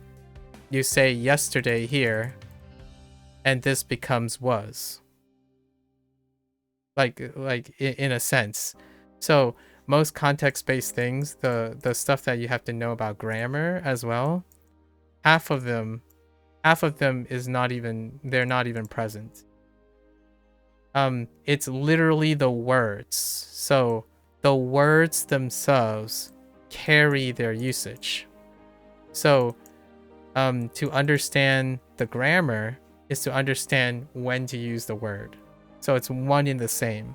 You don't like have separate rules or separate conceptions of when they use the word. So when you're learning the word, you're learning the grammar in the word usage. Someone said this a while ago. The grammar is largely baked in. It's baked into the vocabulary word. And even then, when you're reading, since a lot of times people like to read and they're not like actively trying to like write books or something in Chinese, and when you're speaking, Chinese is repetitious. So like when someone says 你是什你像是 you know 你像喝什么 right 我像喝 something. So you can repeat it doesn't, you don't need to do the whole no thing like nominalization and proper noun things. So a lot of times when you're speaking casually, it's reflexive. Chinese, in my opinion, Chinese is reflexive. So you're not trying to cut corners by trying to figure out how to say something back that's different. You say back the thing and you replace a couple words. So like if you ask, oh, what would you like to drink? I would like to drink water. When someone asks you, what would you like to drink? You can just say water. But if you wanted to say it as a full sentence, you say the same thing back because you don't conjugate anything. So when someone says, what would you like to eat? You have to conjugate, what would you like to eat? But if you need to say, I would like to eat something, you say nearly the same thing what that person said, only you change it up at the part that you would like to eat, and it's inferred that you're saying, I would like to eat. That's why like the idea of this like grammar thing is, if you know how to say it as a statement, you probably also know how to say it as a question. And then if you know how to say it as a present tense, you probably already know how to say it as a past tense or a progressive. All of them are already said, right? So you're not learning multiple layers of expression like, you know, masho, right? Masenka, right? All the endings, you're actually just adding a question word at the end. you ask the question and the context fills itself. So I think that would be a really fun contrast for someone who has learned a lot of Japanese. Right now I'm learning Japanese and Chinese together, so it's all of these things are really fun to compare. Looking at it like that really makes Chinese feel easy after learning Japanese. It really does. In fact, I would even argue personally, if you're learning them side by side, it makes you remember things. Personally, for me, constantly comparing and contrasting Chinese and Japanese makes it easier to know the differences and similarities between Chinese and Japanese. Help reinforce remembering Chinese and Japanese things. So pretty neat. And obviously there are pros and cons, right? Japanese then would be more precise than Chinese, and then you already know that English have to be more descriptive than Japanese. But when you learn Japanese, it's like Chinese has fewer training wheels. Like there's no, it becomes, and it's not a good or a bad thing, it just simply feels less tedious because there's less in it. You specify much less. There's less convolution. And the one thing that people typically concern themselves with is tones. And the funny thing about tones is they're always going to be the same. Like, what I mean is 90% of the things is always the same tone. So while in Japanese you're trying to figure out, oh, is this kairu or kairu? Is this kaisu or kaisu? This one's like, it's shui. This is shui. Always shui. If you can say shui once, you'll always be able to say shui in a sentence. Only one reading, SVO, yep, order and grammar built in. Yeah. That's like, if you're wondering, here's my thought. Like, if you're considering HanziHero, right? And if you ever wonder, like, does this help you get into reading paragraphs? Right? So a lot of times Japanese have this thing where, okay, well, the sentence doesn't provide enough. And then it's going to be hard because you need to like refer to the sentence, the structure of the next clause and whatnot. When you're hearing these things, there won't be like this, the Chinese is this stacked on each other. So like the sentences, when they're put into a paragraph, that's how it reads most of the time. Like all of these sentences, if you stack them into a paragraph, it is a paragraph. In Japanese, there's nuances in context. So like if you're talking negatively, in the beginning, if you're talking negatively, you don't want to like switch the tense, right? And then when you're using nominalizers and stuff, you have to make sure the nominalizers are referring to certain things in the previous sentence. That type of interaction makes, when you're reading paragraphs, tough, right? When you're listening to anime and reading manga, it can be tough when the stuff gets longer. In Chinese, it's not like that. All the things are kind of contained in the sentence. So you stack sentences, you read the sentences as if you were reading English, basically. Like, English is very descriptive, and it's descriptive and also tediously detailed. In Chinese, you get into this habit of you read it and you infer most of the things. So you don't have to tediously write the things, which Japanese requires you to do that. And then but it's not as tedious as English because Japanese is contextually detailed. In Chinese, it's contextually not detailed. So in a way, learning to write and read there's a trade-off. It's hard to master, right? It's hard to master, but easy to get into is what I would say. That's one of the attractions between, like, Japanese, in my opinion, is hard to get into. It's hard to get into, but probably easier to master. Like, and this is like not really that great of a comparison because we're comparing apples and oranges. The idea is when something is like simplified and it's contextually heavy, it can offer a lot of intuition that gets you going quicker, right? That's kind of the idea. You probably can't write 100 kanji. Are you learning writing at the same time? I write most of the time, yes. And I use writing as my output. So my feedback from output is whenever I get, if my mnemonics, at the end of my mnemonic routine, I write whichever problematic characters I have. So part of my routine is I do the reviews and whatnot, and then I get stuck on something, then I go through a routine. I cover this in my like 100-day videos, so like my 400-day video is coming up soon for HanziHero and Wanikani, so it's this month.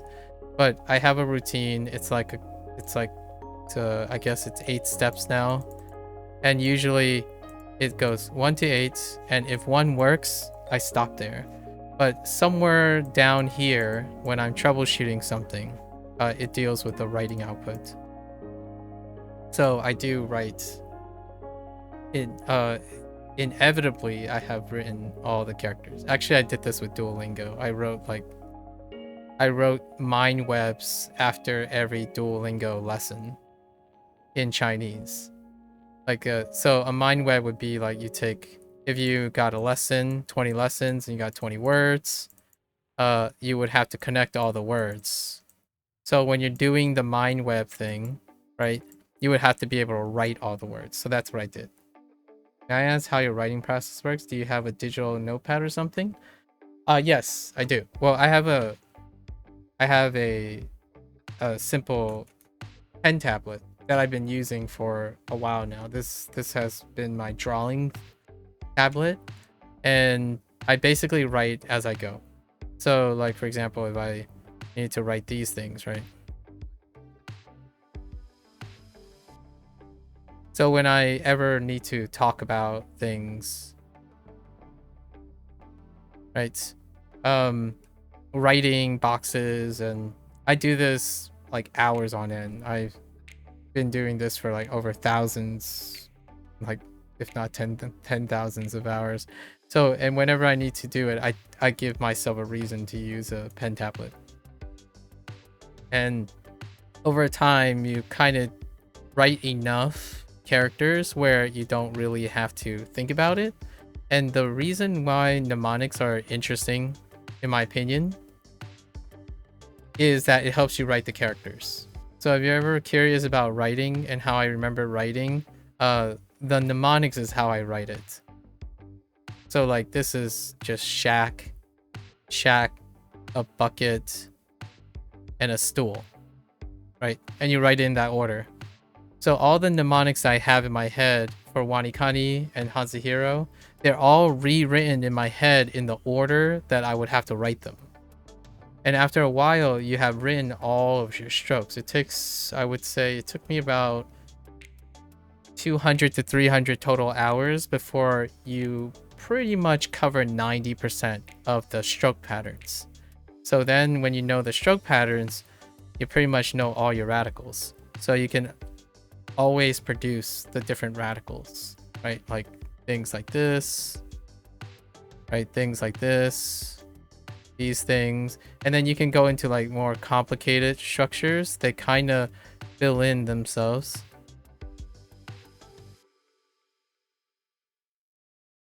Like something like this, which is dragon, and so on and so forth. After, I would say, all the characters you know, if you wrote them like loosely for 100 to 200 hours, like doing different ones, you will probably get every single stroke pattern down. Yes, radicals. If you write the radicals, it's good enough. If you want to, the way I went about it was whenever I forget a word, like forget a character, I would say, all right, well, I didn't get this character, so I'll just write it and look at it for a moment.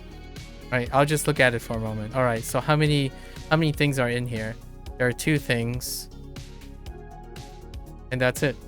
And then are there modifications of this? There are. Right?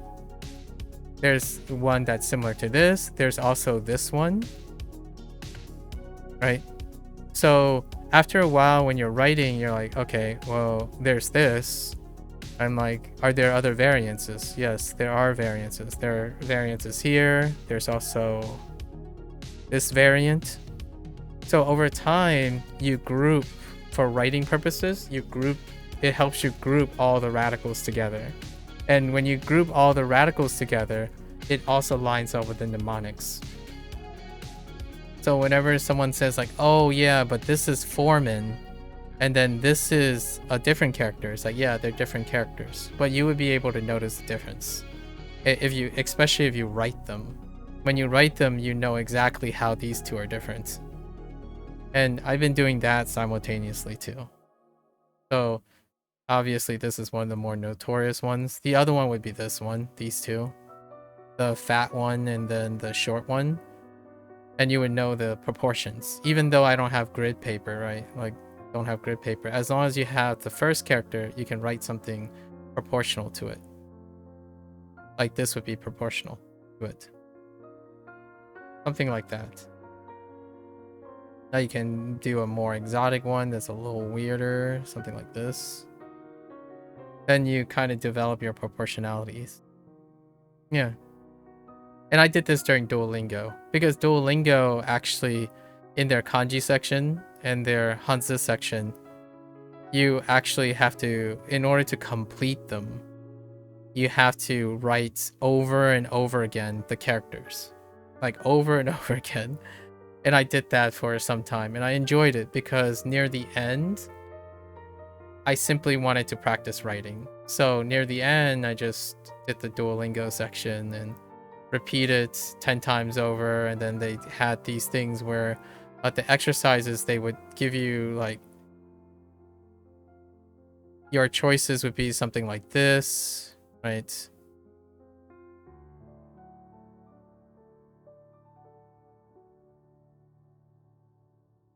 Like you would get choices that are very similar, and that complements their writing system. So when you're looking at characters that are very similar, writing helps you distinguish them quite a lot. And it's fun. It's fun to like, I still remember when someone said, oh yeah, that's a really tricky one, you know, like something like this.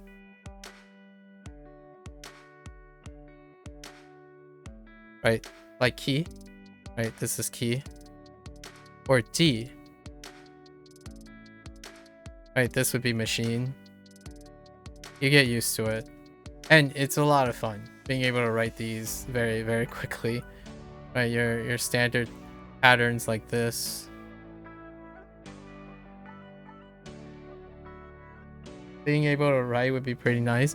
I think it's a lot of fun if you're interested. I definitely think so. This like Wacom that I've had, I actually played a game OS. I don't know if you're familiar with the rhythm game, but rhythm game uses stylus. But in fact, I draw as well.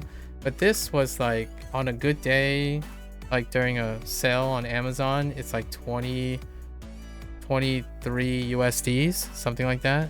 And this thing is one that captures with a specific driver, captures most of your raw input. So whether you like it or not, like you can check how like, you know, it covers enough of your resolution of how shaky your hand is or whatnot, and it is perfectly sufficient. If you have a tablet, that's perfectly sufficient, right? Pick up a art program. I use Krita. Krita is free, and then I use the art program to do most of my writing. Like I'll give you an example. When I was doing Duolingo, in order to do my reviews, I always tend to my 100-day like benchmark things. They're like 4 to 5 hour pieces, but I have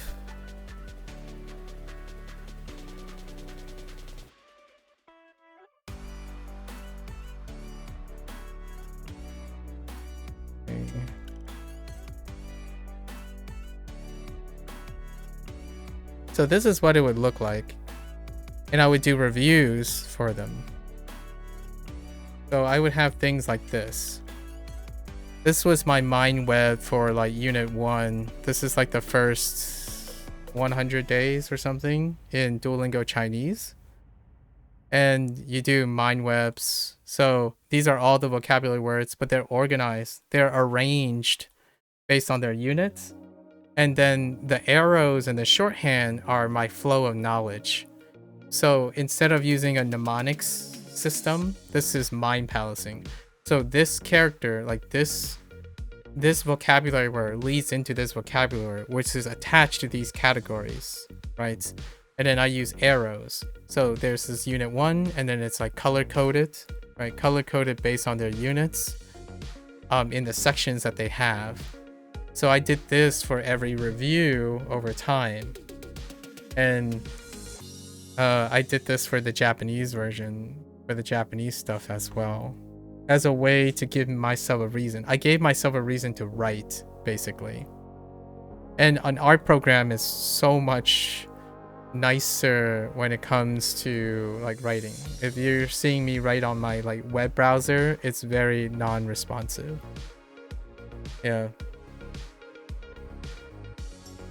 Let's see if I have something else. Like here's my like last Japanese second page of my last Japanese 300-day review for Japanese. It's very similar, right?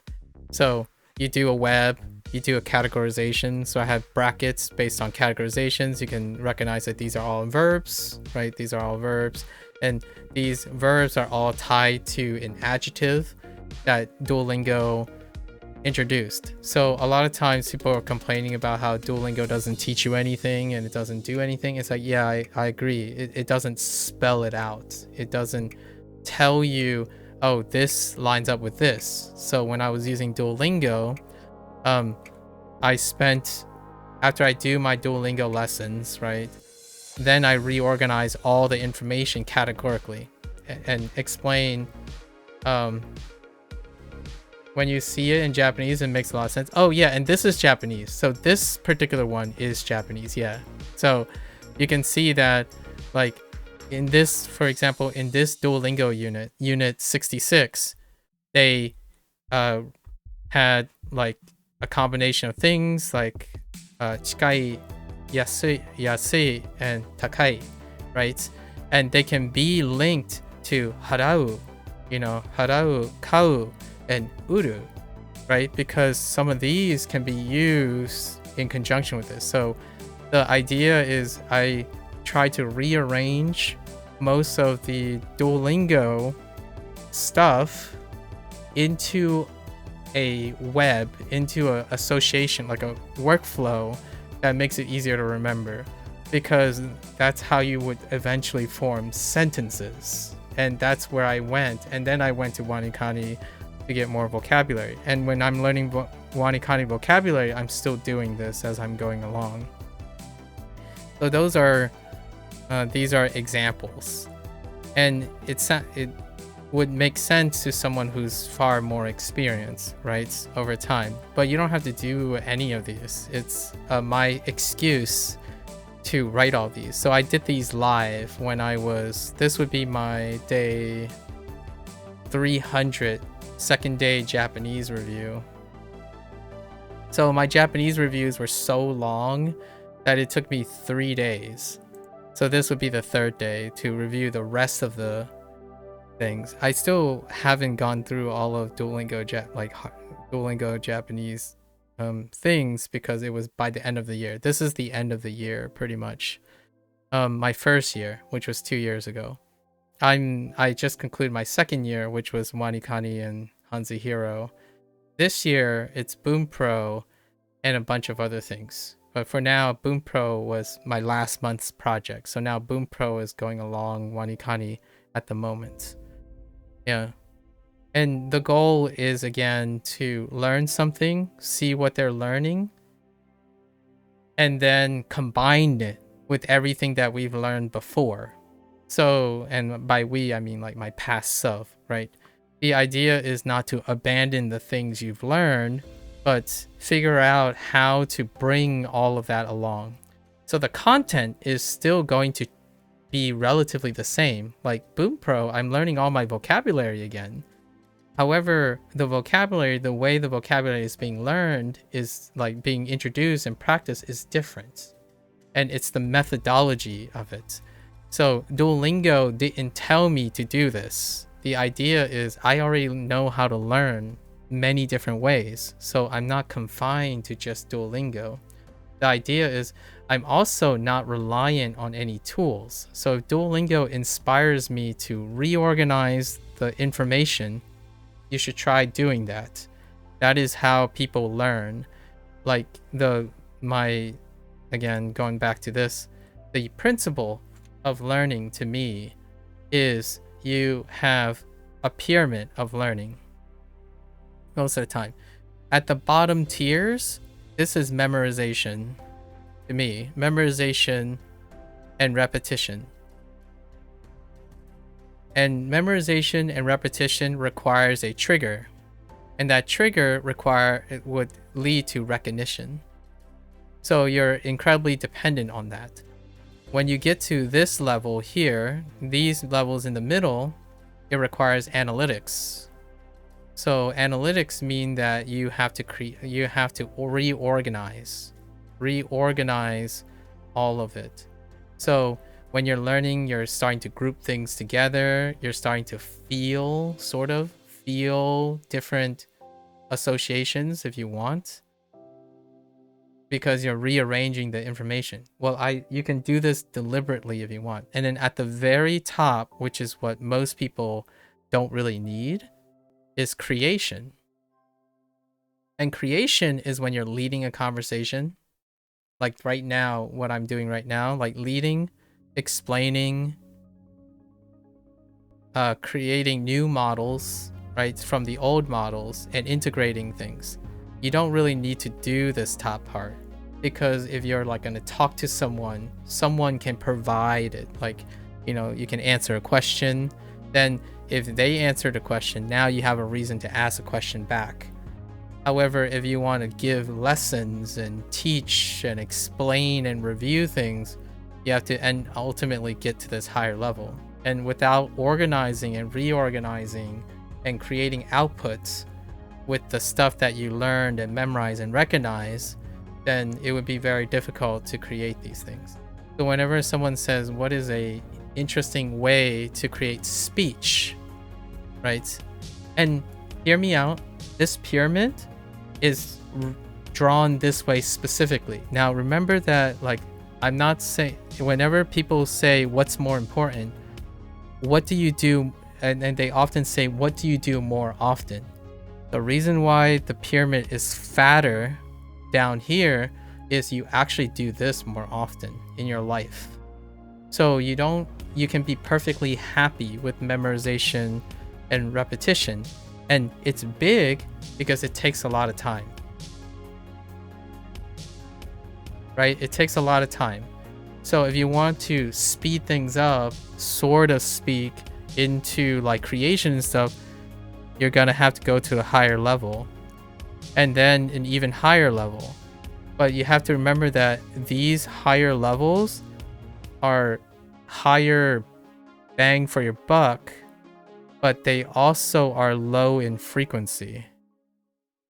That means, like, if you really want to start speaking in, like, writing a story in Japanese, or writing reviews in Japanese, teaching a Japanese class, you're gonna do it less frequently, but it does have higher returns on learning. So you grow a lot faster because you have to do everything below it integrated into the top. For most people, the things they do most often in life, which is repetition and memorization, and possibly a little bit of analytics, that's what they do most of lives, and that's kind of where the grind comes from, right? So for me, whenever someone asks, do I recommend something, I have to figure out where they are. And that's why from the first question that you asked, it's very difficult for me to recommend anything to anyone specifically without understanding where their level of thinking is. Because you may very well be fine. Like, you like to take it slowly, do your repetitions, do your consistency, it feels good. That is perfectly sufficient. So I wouldn't like suddenly go into a deep analysis of how you can take this and then start making a sentence right away, and then using that sentence to create a mnemonic. That's like up here, and that would be laborious too. It would be very tedious, and it would require you to learn everything below.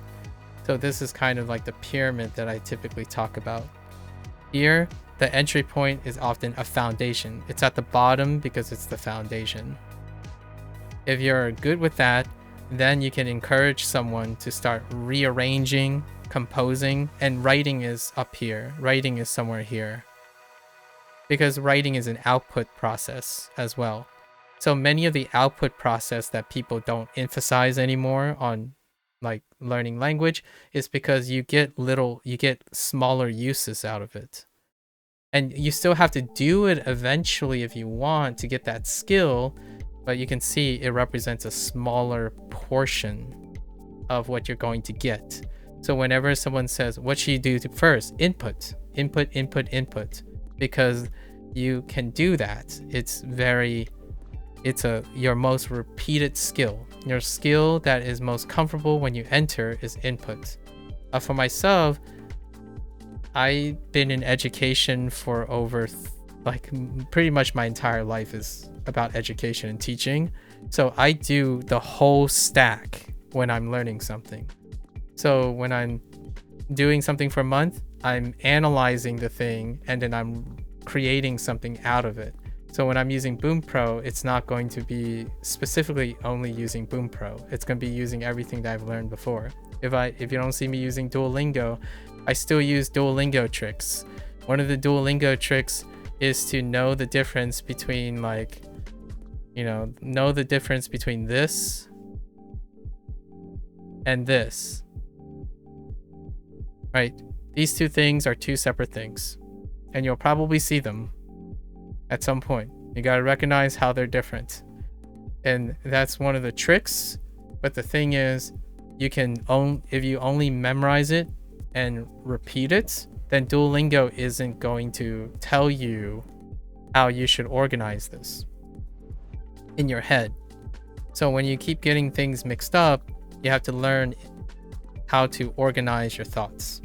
And the way I explain Chinese and Japanese comparatively, it's not like HanziHero and Wanikani is telling me, oh, hey guys, did you know that this is why Chinese is this way and Japanese is this way? It's only when you have enough experience and knowledge that you can start comparing things and then appreciating things for the thing that you're comparing it to and also the thing that you want to learn. And that's really wonderful. Sorry, this is starting to sound like a motivational speech, but I typically end up sounding very motivational. I think if you're able to stick to Japanese for 5+ years, man, give Chinese a go. I would love to hear all your insights. Definitely all your insights about that. Now, if you want, hear me out. There's one other thing that I haven't done myself or I haven't used myself, but might be something worth your while. As opposed to using SRS, right? Like strictly this type of SRS. HanziHero is a character-based SRS. So it's character-based, much like Wanikani. Character-based, so its focus is on pinging and character-based. There's still your other things. There's Du Chinese, which you can probably read already. So if you're into, doing your graded reading, right? Your graded reading, Du Chinese, which I haven't used yet. I already consume Chinese entertainment since a child, so I don't really know how graded things will come in, but do Chinese, you can probably already read because of your Japanese.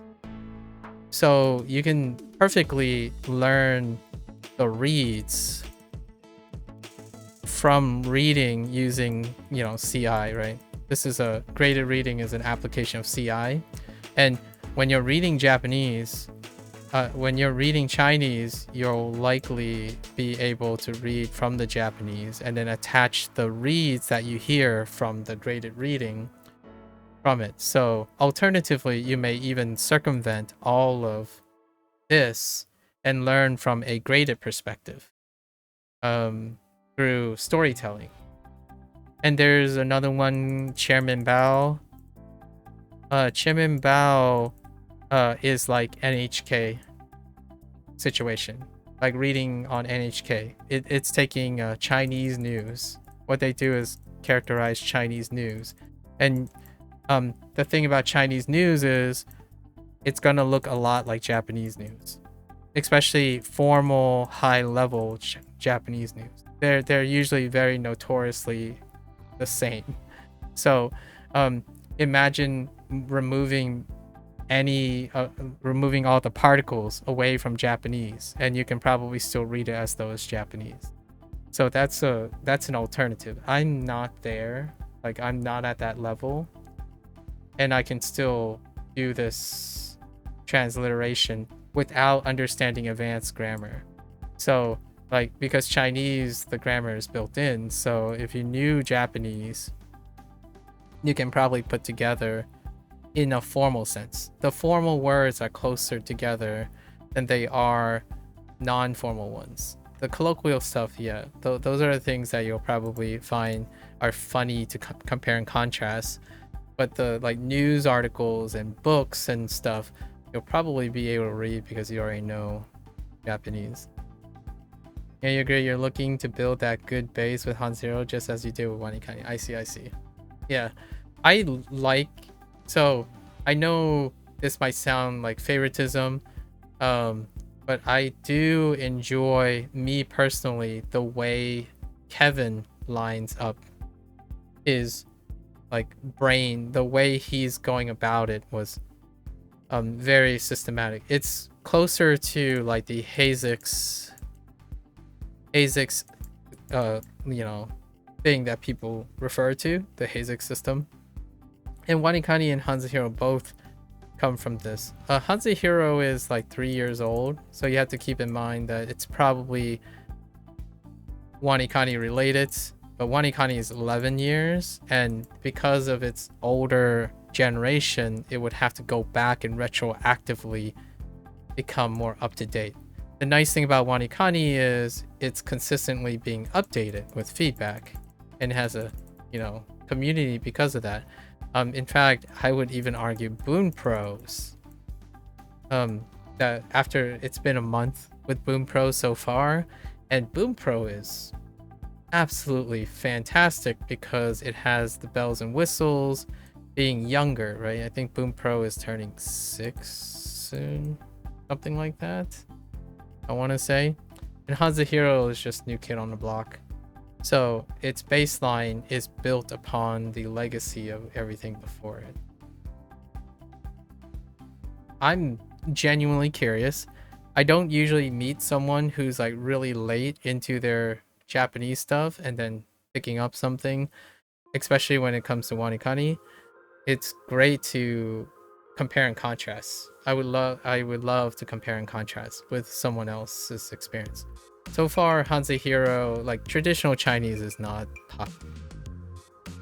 Okay, traditional Chinese is popular, and simplified Chinese, like Chinese in general, is popular. But the thing is, we're on the internet. We're on the Americanized internet, right?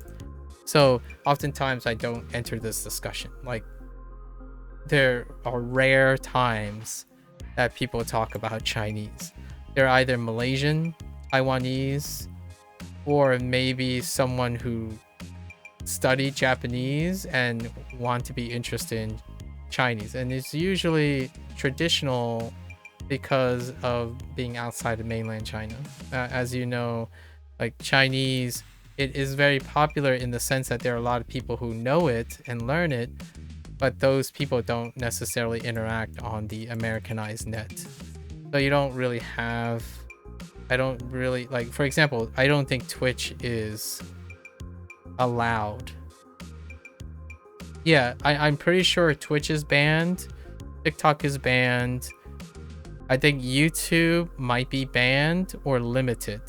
So the people that like you and I talking right now, I would be statistically accurate if I assume you're not from China, or you're not from a country that is adjacent to mainland China or something like that, or a large population of Chinese people, because of all of this. And it's not like people hate each other or anything like that. It's that's how like the thing situated. So most of the time when I'm talking, I'm usually, this is not to be a competition, or this is supposed to be joking, a bit joking. I'm probably the more Chinese person, but not Chinese person talking about learning Chinese. Like, my life has been like this most of the time on the internet. I know that the vast majority of people, if you want to like go learn Chinese, for example, you go to the Chinese web, right? So it's very refreshing when someone else is interested in Chinese who isn't already going to the Chinese web to get in, Chinese resources. Because in Japanese, it's totally different. Japanese is trendy on the American web, right? The Americanized web.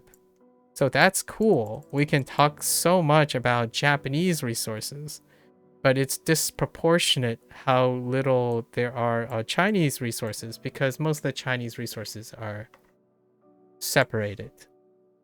You have to go to Bilibili and sign up for an international WhatsApp identifier and hope that I get what you're saying. The amount of resources of Japanese learners is really insane. It's insane to the detriment.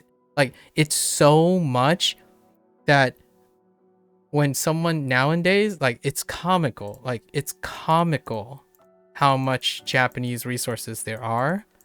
And it's to the point where it's becoming a barrier to having people want to learn Japanese. You know what I mean? Like, it's getting to a point where it's so saturated. People are intimidated by it. So it's really tough. Like, it's so ironic. Yeah, it's the paradox of choice. Yeah, it's so saturated now. And whenever someone comes and say, "Oh, would you recommend this?" I start with, "What are you looking for? What was the last thing you learned?" And it doesn't have to be a language. Like, do you like mathematics? Are you in school? What kind of subjects do you learn? What are your learning techniques? And then the idea is to get them to explain their learning techniques, like their preferences right now, their current preferences. Do they want to learn more learning methods? If they want, then you can sort of try to narrow down the crazy flood of like Japanese resources, because it's scary. Like, some of the ones where like someone's like, "Hey, I'm gonna decide to start this," and like thousands of people hound you like, "No, don't ever do that. Use all these ones over here." It's like, but these ones are good. It's like walking into like a tech show, and you're like, "Okay, so who wants my attention?" All of them want your attention. And then you just walk out the door because you have no idea what to do. Everyone thinks that they have their ways.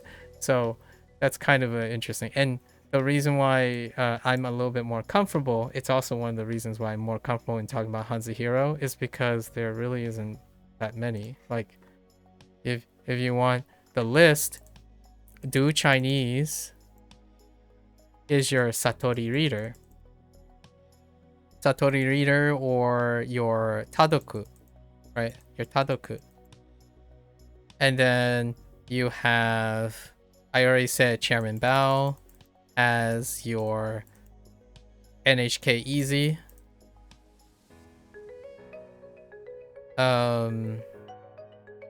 Obviously HanziHero, your Wanikani. And that's about it. Now, the nice thing is Chinese international entertainment is on the rise. So you have your donghua, the wonderful donghua to your anime, right? Like, for example, Link Click, right? I'm watching Kingdom. Kingdom is dubbed in Chinese because it's a Japanese anime, but with a Chinese subtext. So donghua is on the rise, and then now Chinese video games, right? Chinese video games are on the rise. So you're kind of getting a parallel to, you know, the Japanese gaming industry needs no introduction. Right now, Japanese, my favorite project to do, which is in less than 2 weeks, is Like a Dragon. A Like a Dragon series is put out by RGG, which is Sega, and it is tri-dubbed. They have, since its universal appeal, its breakout in like a Dragon 7, since then they tri-dub their games. So they have a Chinese cast, an English cast, and a Japanese cast. So I played those games through their like main story quests in all 3 languages, and I can compare side by side to them. And before Like a Dragon 7, there has always been these 3 iterations: Chinese, English, Japanese, and Korean. So RGG, one of the Like a Dragon games, and I hope Persona games kind of do that too, because Persona is affiliated, you know, Atlas, the major shareholder is Sega, and I look forward to seeing if they do that too, because it's incentivized too. For business standpoint, it's also incentivized to invest in at least Chinese, English, and Japanese. Those are the 3 markets. And then if you make a pivot, it would be Hindi, which is the Indian market. And then of course there's Korea. So it wouldn't be surprised if you start learning Chinese. I'm totally plugging all these languages, right?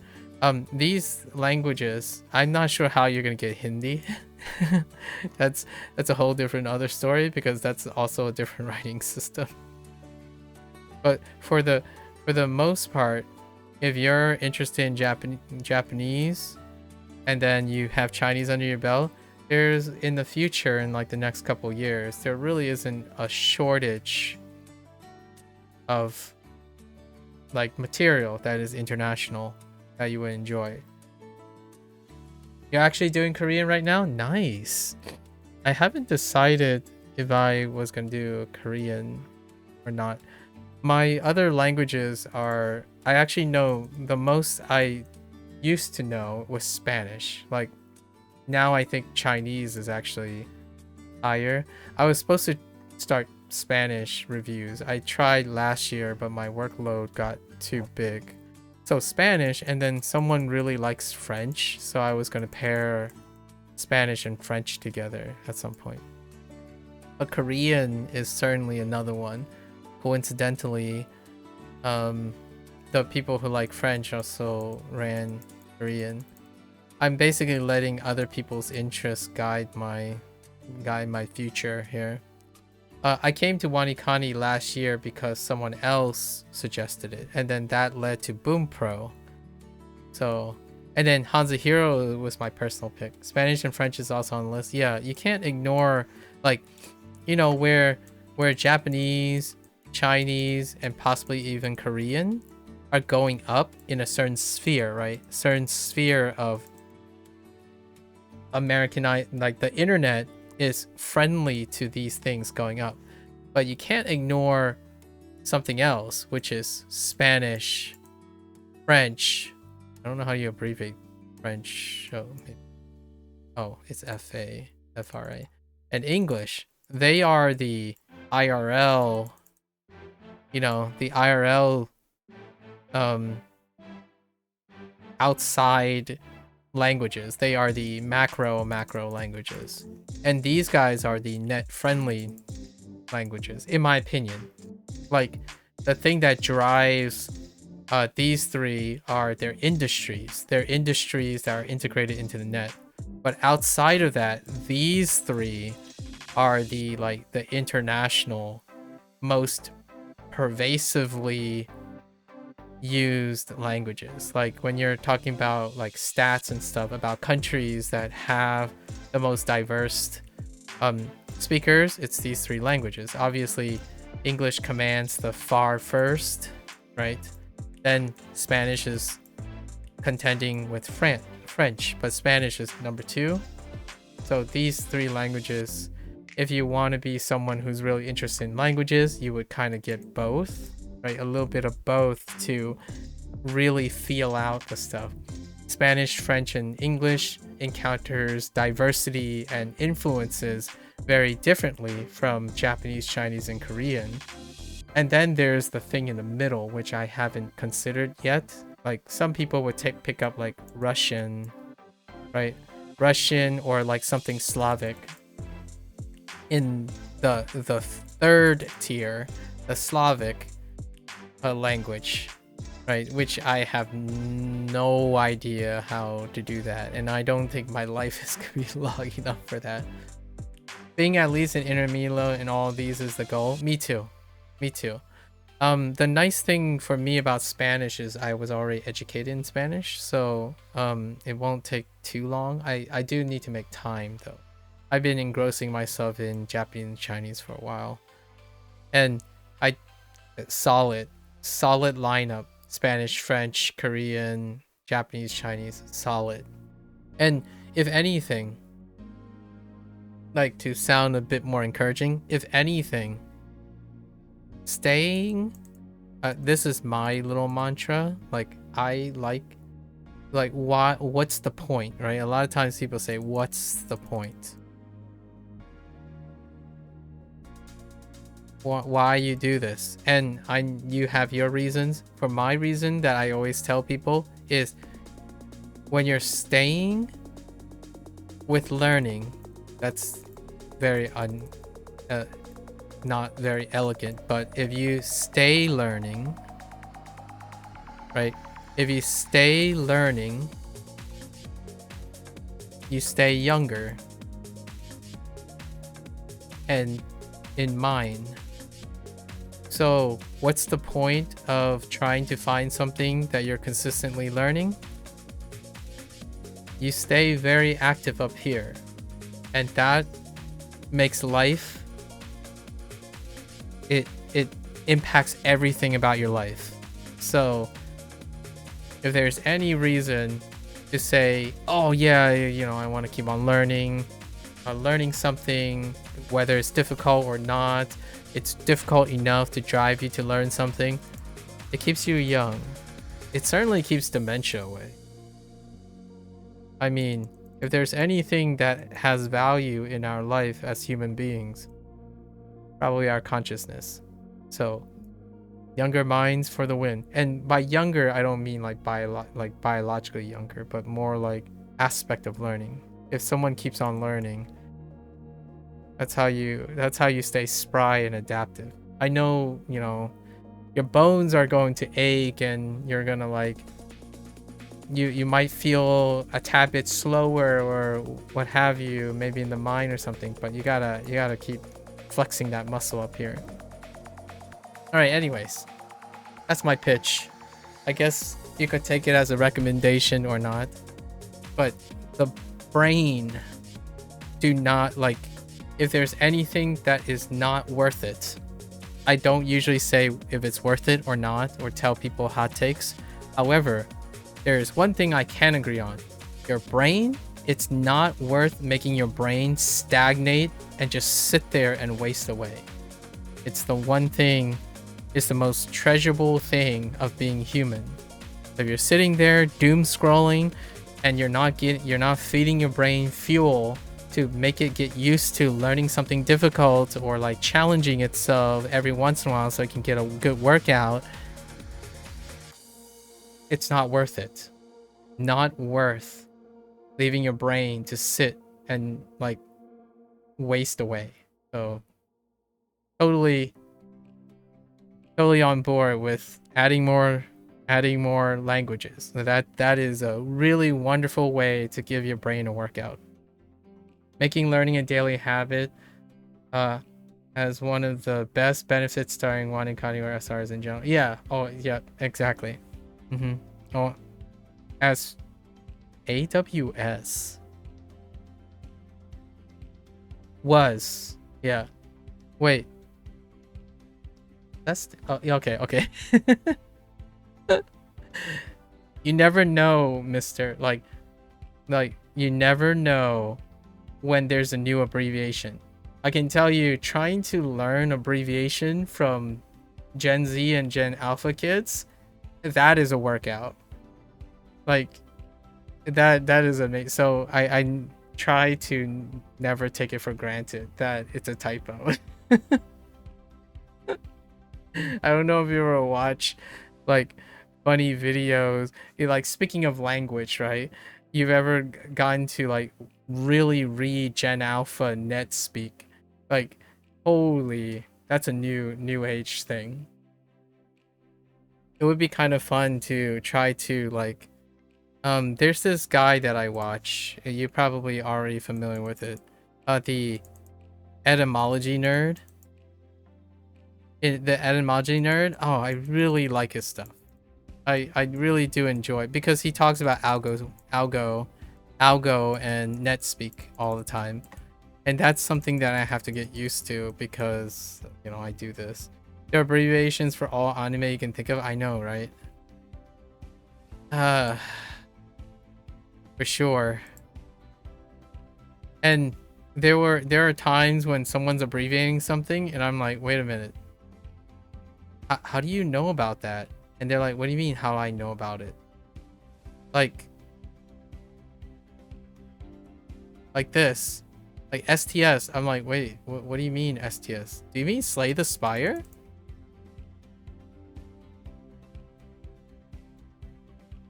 It's not Slay the Spire, by the way. That they were referring to. Or Genshin Impact, GI, right? I'm like, gastrointestinal. Well, what about your gastrointestinal problems? Do you have gastrointestinal problems? That when someone once said GI is bad, and I'm like, oh yeah, I mean, you know, when you get older, you have a lot of gastrointestinal problems. You gotta take care of your microbiota, right? Get some probiotics. Get some probiotics in your, or maybe like prebiotics. Take care of your gut, right? Gotta make sure that colon is healthy. And they're like, no, Genshin Impacto. And I'm like, what? Maybe you can get in contact, but it rarely. No, yeah, like kids, like we have to remember that NetSpeak does this thing where they consistently presume you already know. You're in the know. You are, you know, you're in the know. So nowadays it's like really brief sentences in text, and I'm like, are we still talking about the same thing? It's like, oh yeah, hang on, I have a couple of these recently. Do I know ore? Orereba? Orerebe? No, I don't know what orerebe means.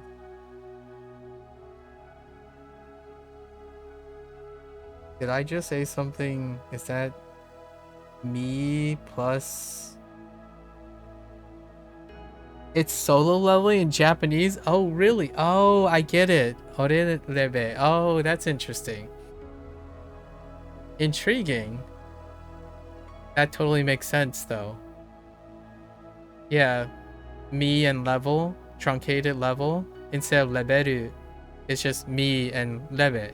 I see. Makes sense.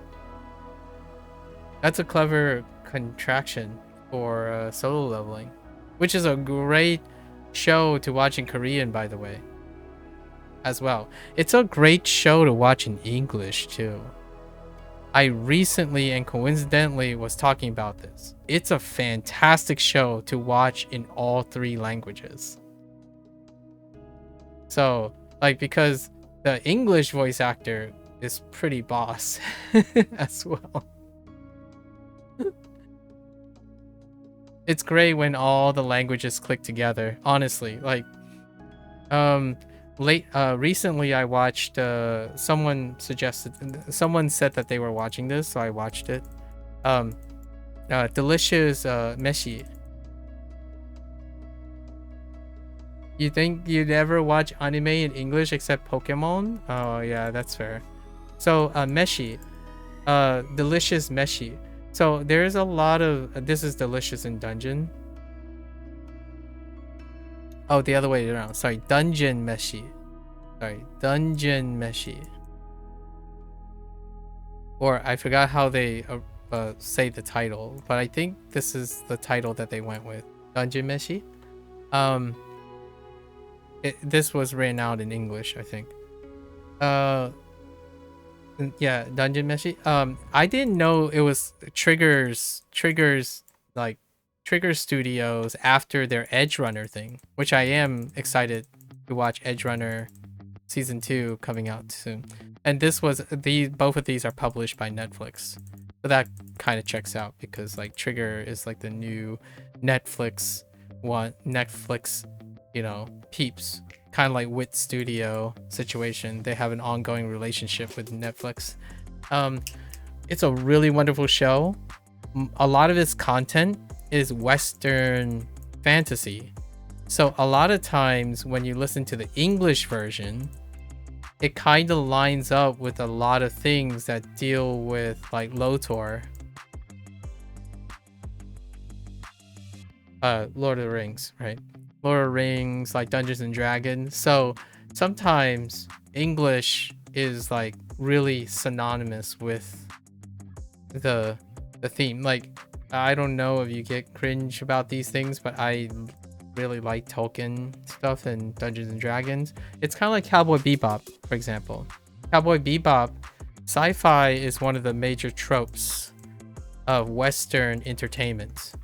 So like The Expanse, Star Trek, Star Wars, all that stuff. So Cowboy Bebop, the whole bounty hunter, like the Mandalorian situation, that's when English starts hitting in cylinders with the Japanese. It feels different, but it also feels so comfortable. That, of course, is dependent on if you like Western cinema to begin with, right? I'm a sci-fi. Like, so far, despite loving like things like Steins Gate, Ghost in a Shell, and all those, and even like some of the Japanese sci-fi, most of the sci-fi that are like incredibly influential and ubiquitous is Western. So whenever a Japanese anime tries to do like a really strong sci-fi or like a Western fantasy, like Free Ren second season is airing. I watched it in the first season both English and Japanese, and the way they execute it, there's a groundedness to it because there's already a model for it, if you know what I mean. Like, when you're exposed to specific expectations, voice actors and trainers and people who write these shows and stuff, they are reflective of that. They take into consideration the influences. So lately, a lot of the dungeon things is not like SAO. SAO is like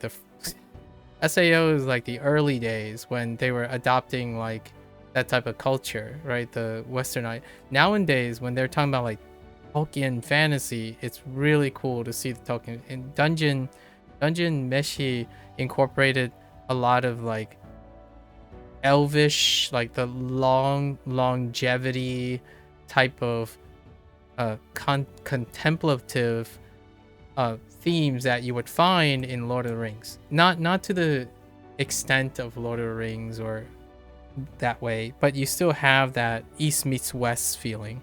Something's hit harder, in my opinion, or hits very comfortably in English, and then something's hit very comfortably in Japanese. So when you watch it in Japanese, some things are like, oh, it's a shame they didn't take that plot device further, to, like, to channel Tolkien fantasy. But you can see that the Japanese side is right on point, like the comical timings and whatnot. But whenever they start, like when Dungeon Meshi starts spouting about like hippogriffs and griffins and like changelings and the stories of like half-foots and tall men and like dwarves, that's when I start thinking like, oh man, are they gonna go deep and have like a mad wizard? And they did. They had a mad wizard, and they had like Western portraits and feudal times. Like, it's great. And the first thing that I think about is, what does it sound like in English? Like, I've been watching, I'm on season 5, Kingdom. And this show was really rough. Like, it had a very low budget, right? But as it was going, this is it's about the Chinese warring period. So right before the first dynasty, the first emperor of Middle Kingdom was. So this is right before it, right before the Qing dynasty, the very first Chinese dynasty. And when I'm hearing the Japanese, I'm like, that's so interesting. And then when I hear the Chinese, it's like, oh, it's a Chinese drama. It sounds like a Chinese drama. And in Japanese, it's like, oh, you know what? That's kind of interesting, because when you're listening in Japanese, it sounds more like a shogun, like a shogunate portrayal of Chinese warring period. But when you hear the Chinese drama, it's like, oh, now it just sounds like a Chinese drama. And then when you hear English, I'm like, oh, now it just sounds Chinese American. So I've been watching on and off Kingdom in like the 3 languages as I see fit. They really had some controversial choices as they're going along the way. English is up to season 3, because season 1 and season 2 had a change of cast when they got picked up by Crunchyroll. And then season 4 and season 5 I've been watching in Japanese and in the Chinese dub, which is really interesting. So influences everywhere. I personally, the idea is that I want to hear them in all the languages so I can like use my experience, to see if I can compare and kind of. Chinese dub with English subs? Yeah. I mean, with Japanese subs? Yeah. Well, this is one thing that I really like about Chinese entertainment. A lot of times Chinese entertainment, what they do is, which you can do now with plugins, by the way, they use double dubs. They usually have like English at top in a smaller thing, or like sometimes it's like Canto at top and then Mandarin on the bottom, right? And that's what I do. Like, even when I watch like shows like The Pit, I'm watching Pit. It's a American like ER series. I would watch it with subtitles. Sometimes I would just turn on the Chinese subtitles if they have one, or they have Japanese subtitles. But if they don't, I typically have English subtitles. I'm like constantly reading and listening and stuff at all times. I think it's probably, this translates right into video games. Like, most of the games that I've played in my life, most of them are story driven games, and I got so used to like reading and speaking and watching at the same time. So I'm not the kind of guy that says like subtitles are like distracting. I kind of want to see if the people who subtitle things and compare and contrast. So it's really cool. Like, you can totally do these things. Like, it's so much fun to see how much you can gather from it. A really great series, like any like organized crime series that are English. So organized crime, technically Cowboy Bebop is organized crime. Not really, but we're talking about Cow Bebop. So like organized like syndicate related things, because technically bounty hunters are organizations. So like a more recent one, Netflix. Lots of Netflix ones like The Great Pretenders.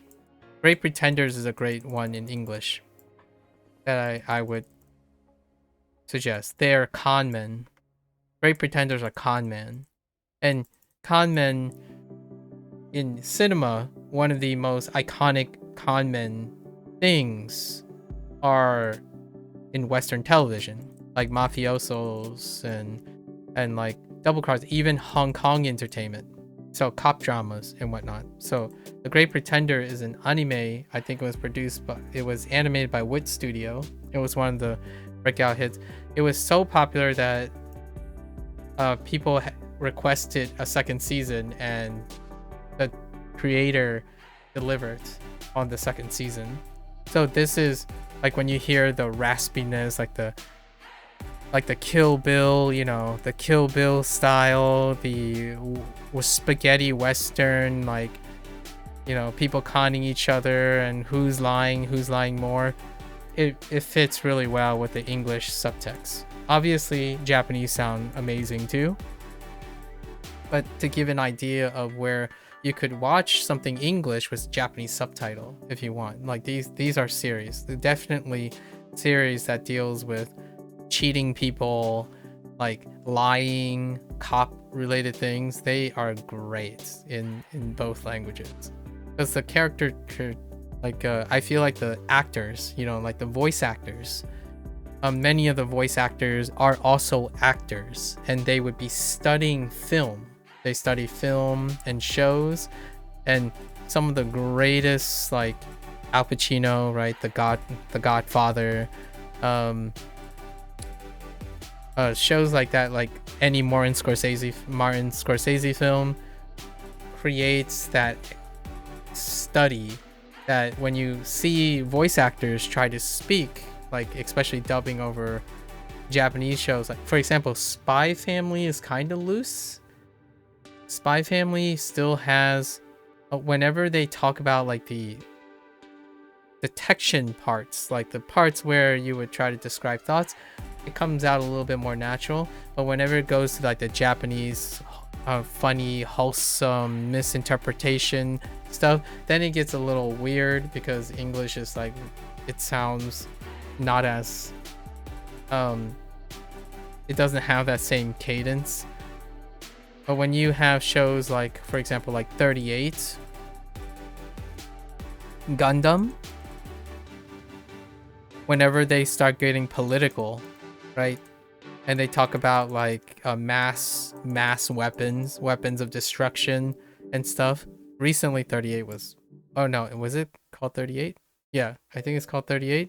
These shows I grew up with, and they translate quite well outside of the yelling and like, you know, the dramatic parts. English doesn't quite capture the same thing as Japanese.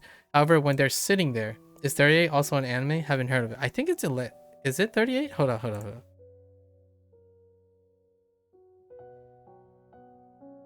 Sorry, it's not 38. Is it 31? It's not 31. Oh, there is an anime. There is a mafia one called 31 Days, but that's not the one I'm referring to. Is it 11? It's a number. Hold up. What is it? Post-apocalyptic anime has a number in it. Not Attack on Titan. The heck? What is it called? It's a number though. Someone's got to be able to tell me this. Hold up. It's not 38. Wrong. I constantly forget shows with numbers. It's only a number. It's a post-apocalyptic world. 86. 86. Yes, thank you. It's 86. Why was it 86? Yeah, 86 is fantastic. Fantastic in English. Because it leads to the political and post-apocalyptic, like it's Fallout related things, right? Fallout. And then 31 is a mafioso. It's a mafioso or so. There's also banana? Banana. I'm pretty sure it's called banana. Just banana. Banana fish. Banana fish. It takes place in the United States. Banana fish. That's also a good one in English. Largely because they're modeled after English, like they're modeled after English settings, and then the stuff is influenced off English things, like Italian and or American, like the gangs of New York situation and whatnot.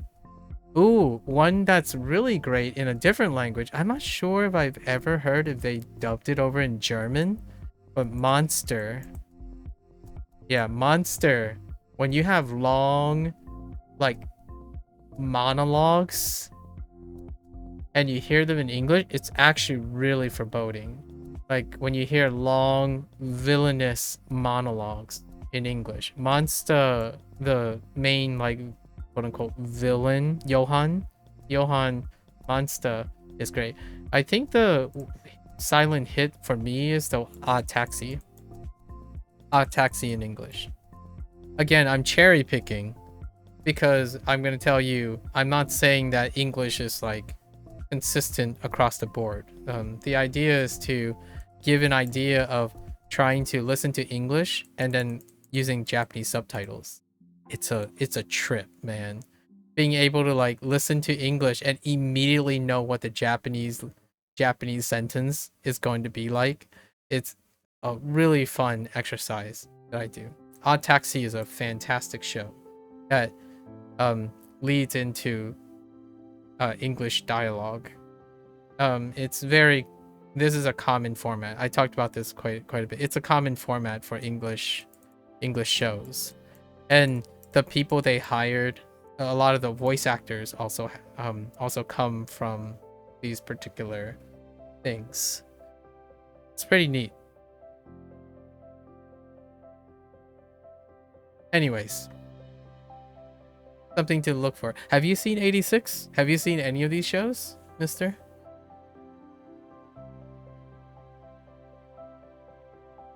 I think Orb might be good in English. I haven't watched Orb yet. I know the current season concluded. I haven't watched Orb.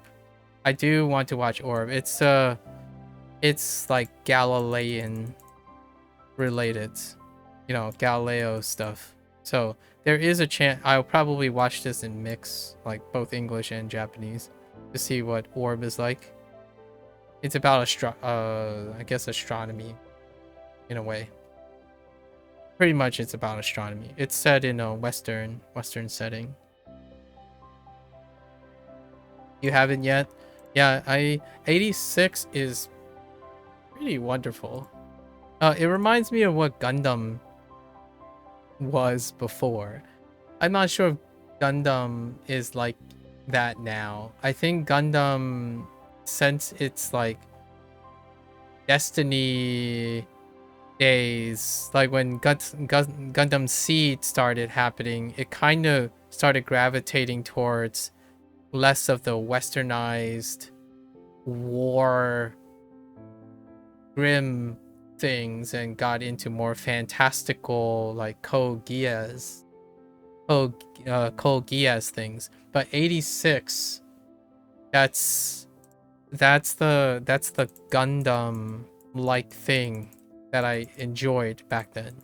Or like it's kind of more like Ava, right? Evangelion mixed things. It's brutal. Like the show is brutal.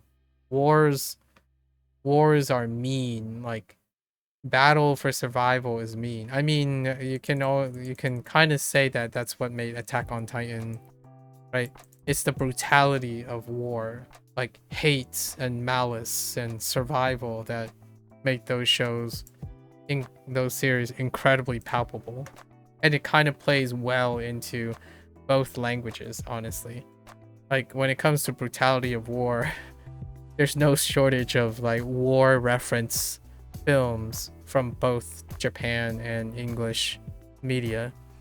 Like, I mean, if you want to see one that really like pretty much sums up the stuff, Grave of the Fireflies, right?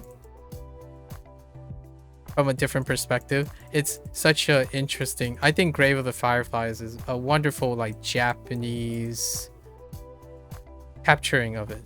If it's English, it can be any war film, like Letters from Iwo Jima, for example. Letters from Iwo Jima, which is contrasted with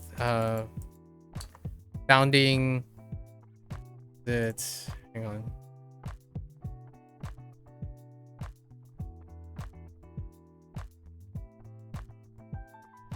Flags of Our Father.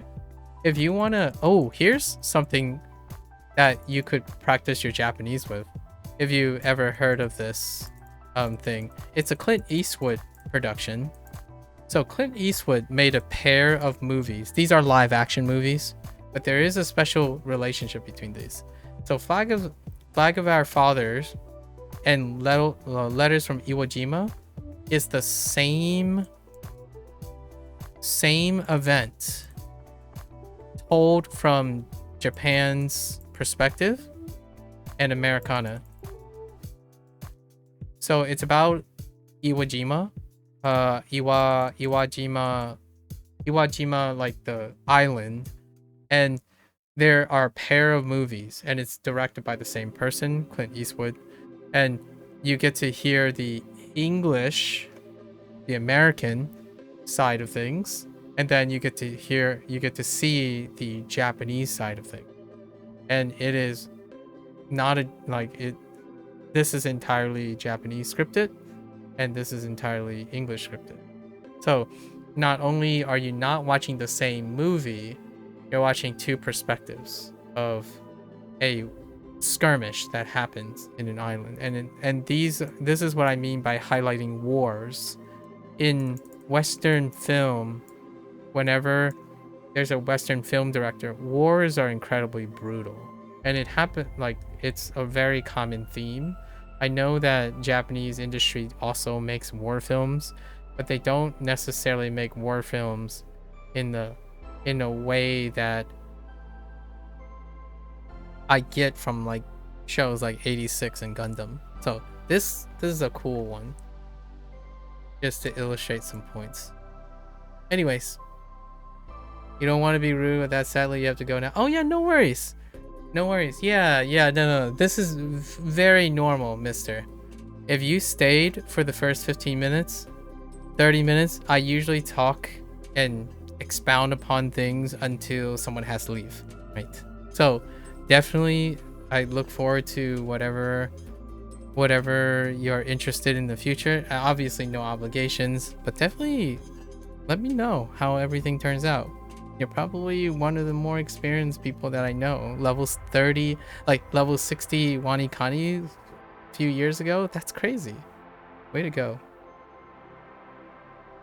Very much for, yeah, no problems. This kind of dialogue with you, even though you're just chatting. Yeah, no worries. Anytime. This is what I do most of the time. Like yesterday, we spent 10 hours doing this. So, you're always welcome. Share your interest. I really would love to hear what you're watching and whatnot, and then I can like pick up the show, because like I pick up most of the shows and interest of other people in order to have more things to talk about. By the way, take care, right? Stay safe if you're going to bed, or you just take care of yourself, right? stay sharp, and I'll catch you around. It's been a privilege. It's a privilege to have some company. Yeah, until next time. またね。よろしくお願いします。Right. Hey. Hey, Dean. Whoops. Hey, Dean. 丝帕，他有一条丝帕。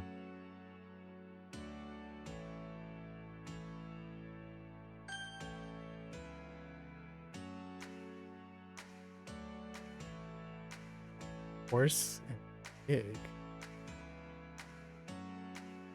The heck? Heck is this?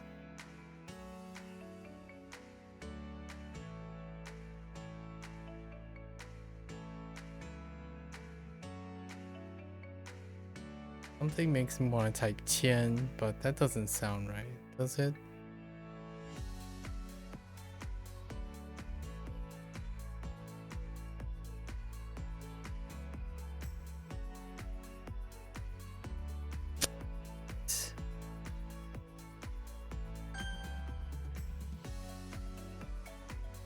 沸点，水的沸点是100度。拎，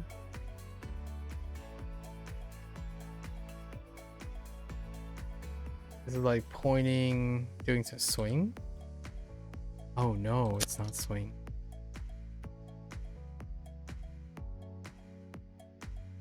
Getting him to carry something. Oh, lift, like lift with one's hand. Okay. 负，嚷，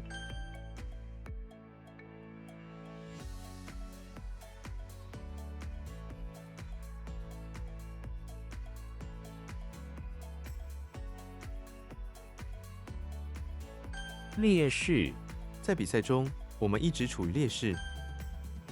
I have 3.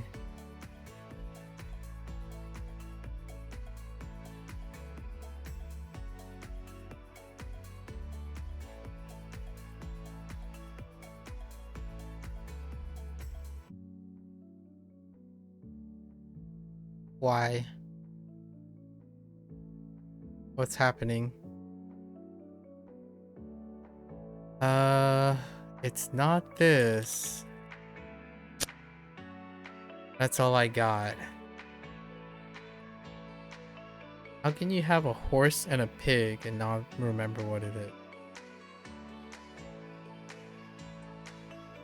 Dang.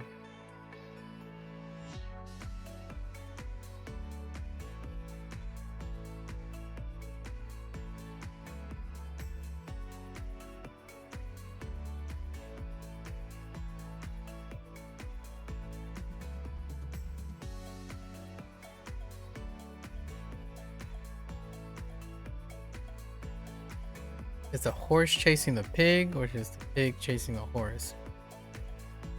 Dang it.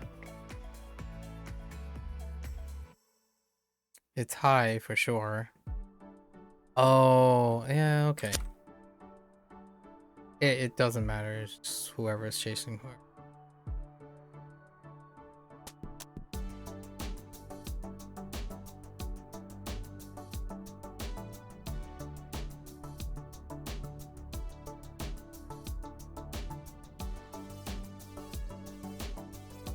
Something makes me want to type 残， ooh. A shame? Yeah. 害， Or shocked. 换，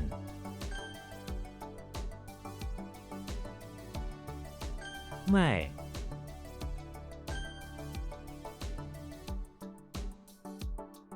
红枣，红枣可以用来煮汤。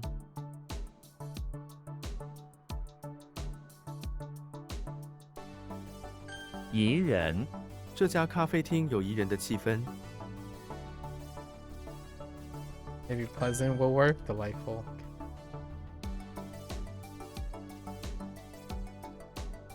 Ji shi, ji shi shi瞩目。举世瞩目，世界杯的决赛一直举世瞩目。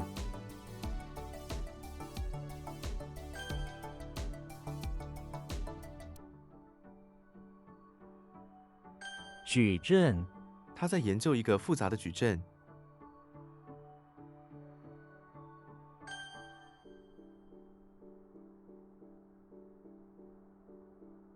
大蒜，我喜欢大蒜的味道。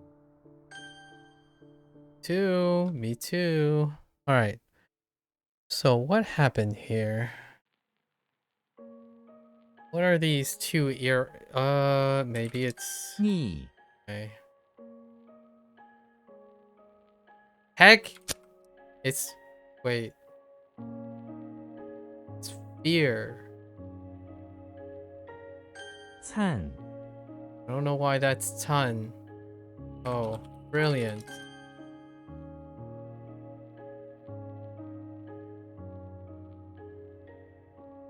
惩罚，他因为说谎被父母惩罚了。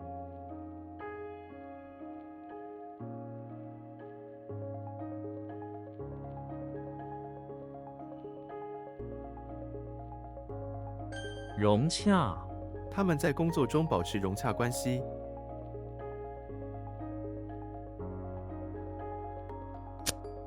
Probably like two on good terms.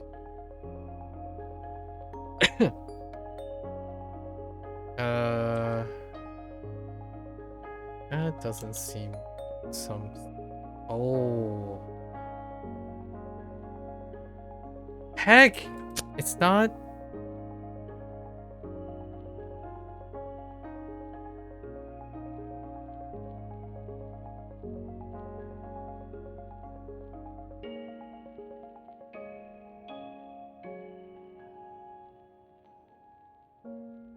What? Huh. Huh.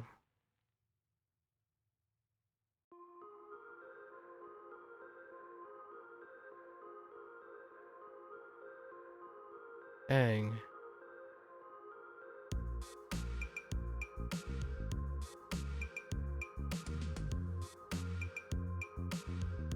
谱，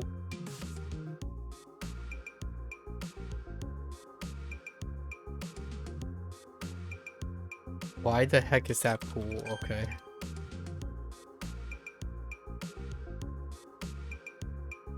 恶劣，他在恶劣的环境中成长。害人，他说了一个害人的故事。鼻涕，他用卫生纸擦掉鼻涕。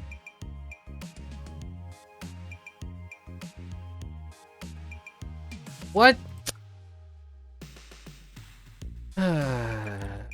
Okay. 誓言，朋友间的誓言应该。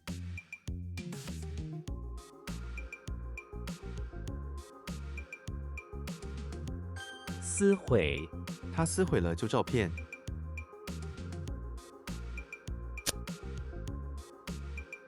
What is that? Tear. It could be tear open or tear up.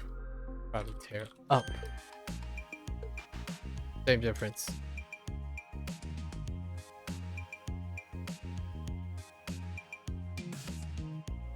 烘干，这台机器能快速烘干衣物。What in the 岩浆 world? 我们需要避开岩浆流。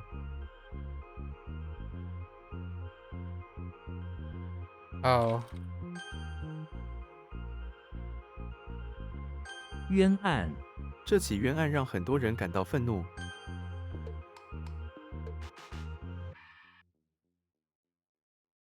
What is? Oh, wait. I already got this right. Heck! He got the 2 right, and then just surviving during the. This like Hardo, okay. Not that great.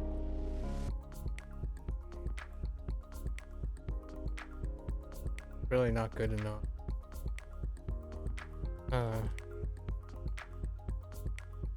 橡皮擦，我用橡皮擦擦掉了错误。What? Oh man. What is this? Elder brother's wife? 扫， Okay, so what happened here? It's definitely no, right? It's not.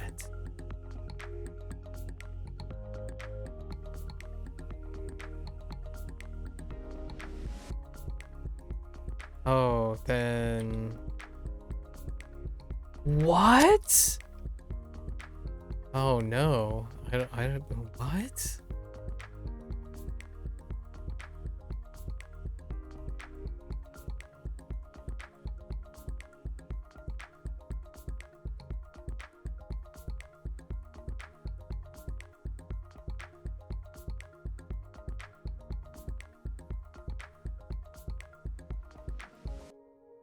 Dude, I want to type rubber trees so badly, but I don't see how that lines up with the ghost in the tree. Oh no, that's because it doesn't. 槐树，公园里有一排槐树。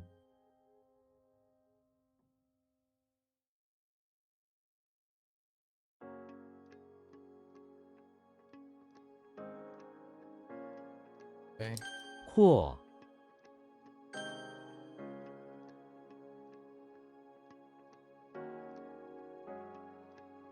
瞎说，他常常瞎说一些奇怪的事情。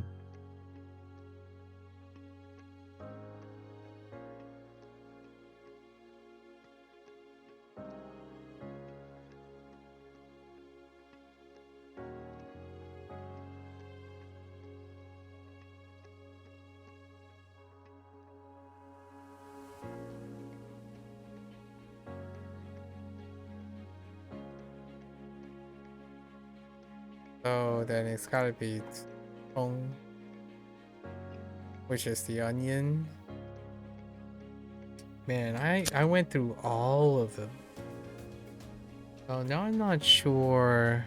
Well, let me clarify these. Or so all the radios, right?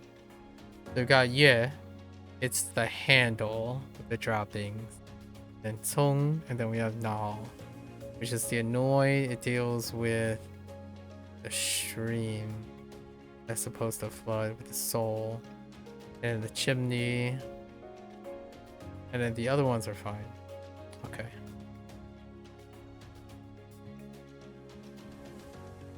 Okay. Yeah. All right. All right.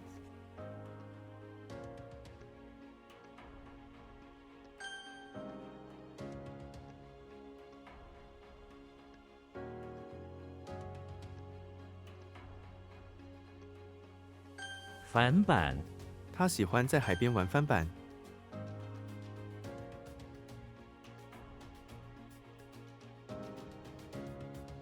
砍柴，我们用斧头砍柴。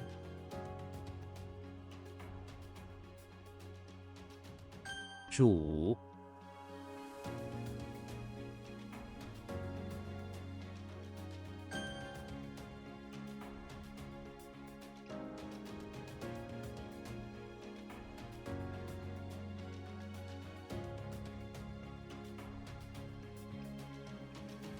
坠毁，直升机在山区坠毁了。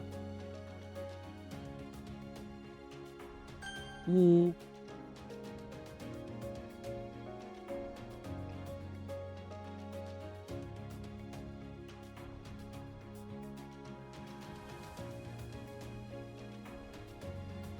Heck, out the crows and oh, it's hum.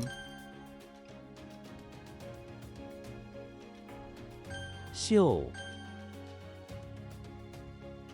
Dude, what is up with all these?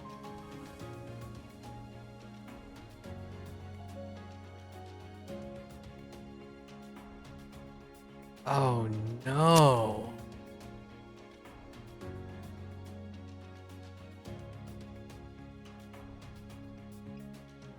标，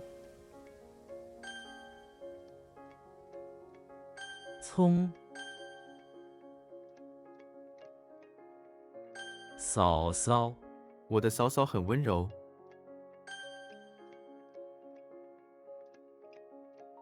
蜡笔，孩子喜欢用蜡笔画画。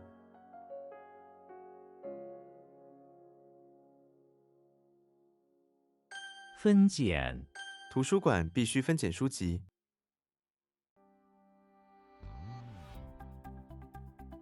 What? Oh. Typo.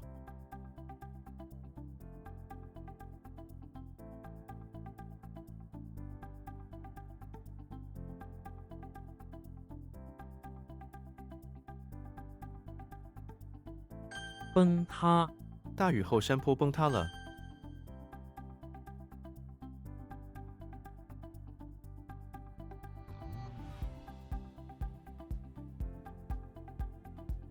Oh, that's not true. That's not true at all.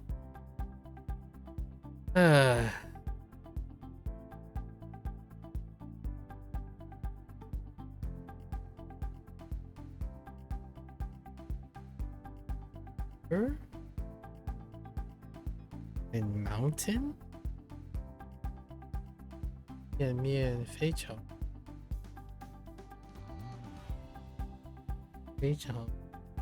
不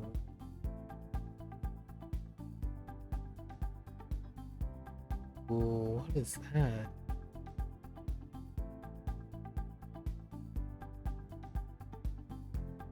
Me?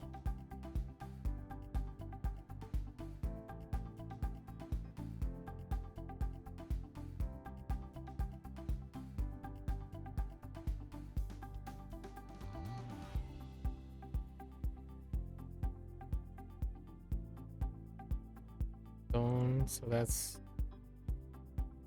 Yuan. Yuan. Oh man, Yuan doesn't get any better. We're gonna change Yuan.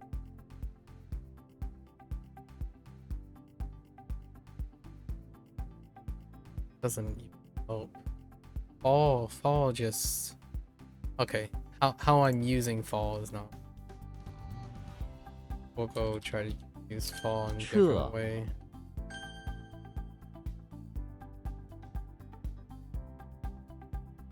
鸡，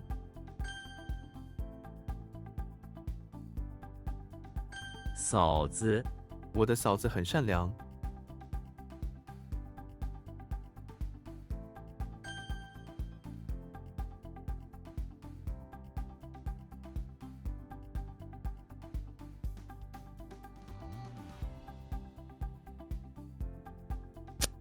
It's supposed to be a die.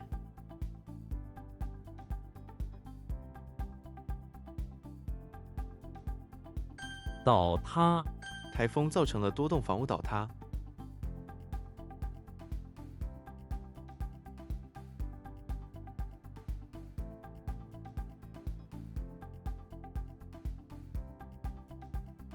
熬夜，他昨天熬夜读书。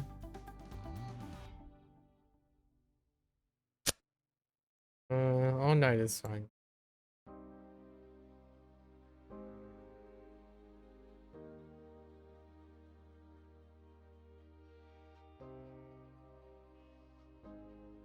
渣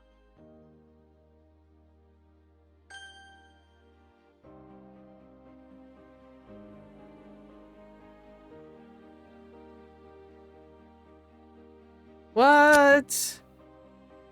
Well, this.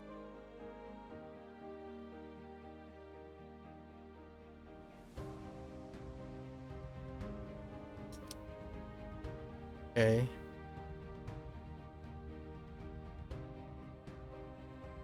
翘尾巴，表现好是好事，但别翘尾巴。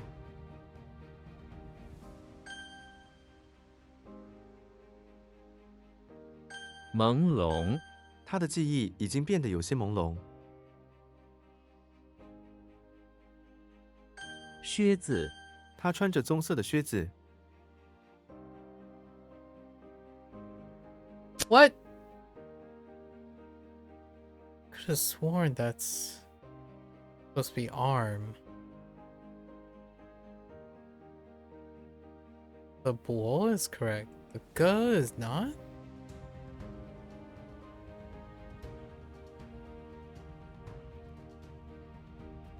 Oh, heckin' silence. The non-traditional silence. Okay, that's fine.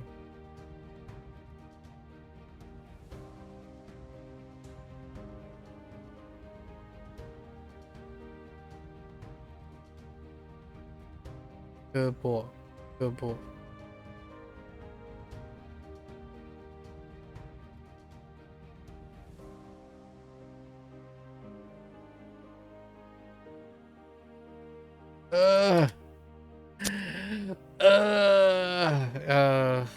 Why is that not correct? Oh, it's true.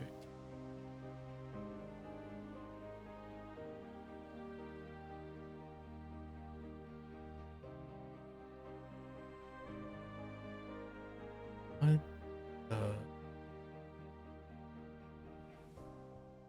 Dude, these members though.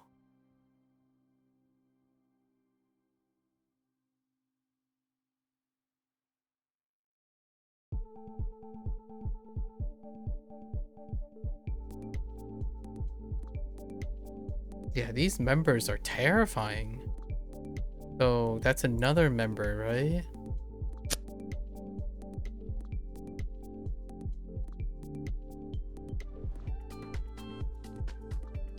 Yeah, that's 2 members in a row. Right, we're gonna combine them. 胳膊，我的胳膊昨天受伤了。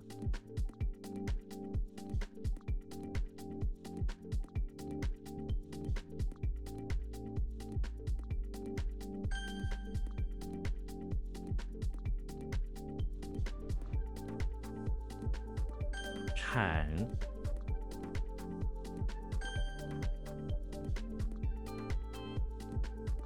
Yeah, that has to do. We're gonna have to convert the member into. 陨石，陨石的表面非常粗糙， The member has to do with the character.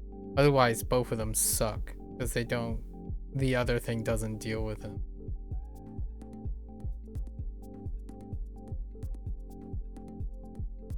鞠躬，每个人在典礼上鞠躬。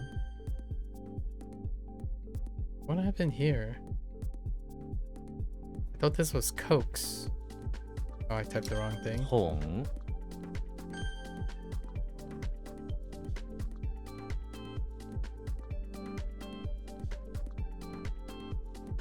烫伤，他在做饭时烫伤了手指。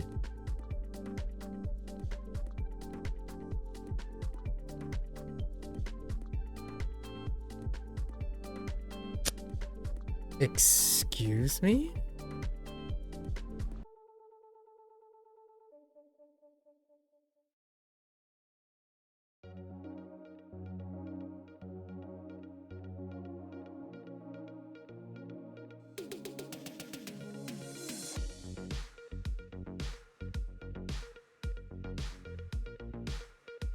One's definitely overturned, and then the other one is the oh, that's shoes. Whoop. I'm okay with that. Be bothered.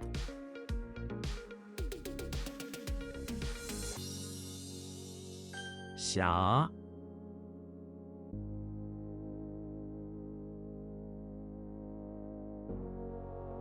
5:30.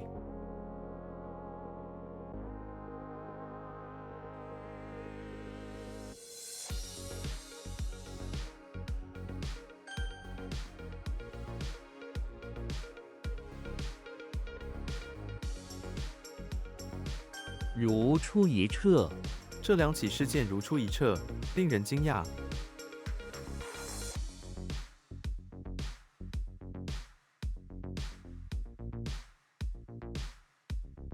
just same.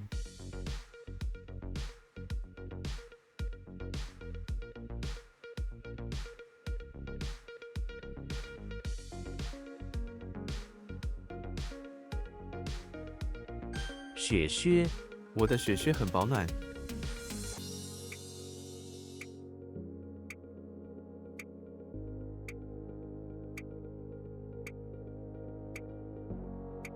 It's different from 履带，这种履带不容易坏。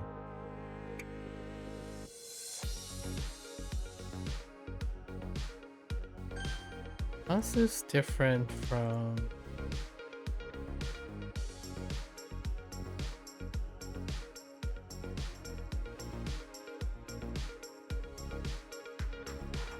oh cowboy.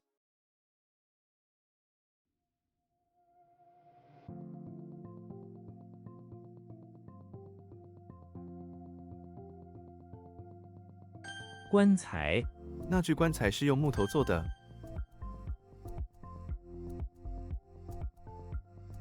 浇水，他每天都给花园浇水。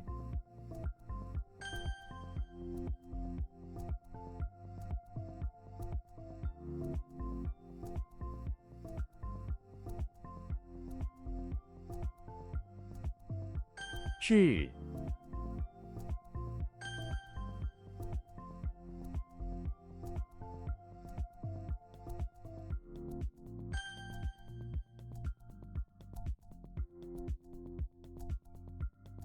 功勋，这是他获得的功勋奖章。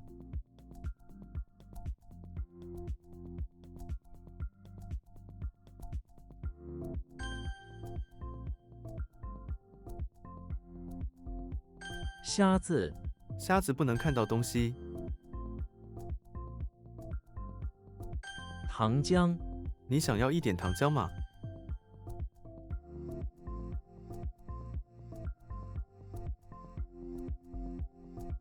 经营啊，经营，经营梯，经营机，经营一套，晶莹剔透，漏珠在叶子上滴落，晶莹剔透。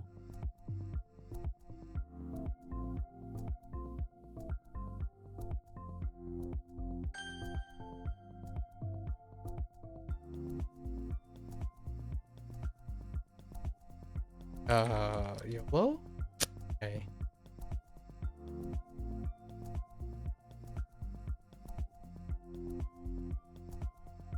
搓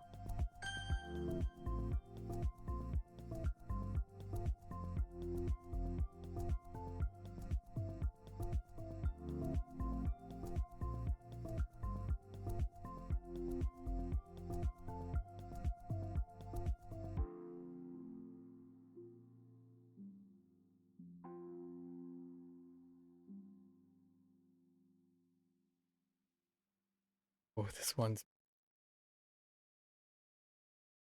Oh. What? 药膏，请把药膏涂在伤口上。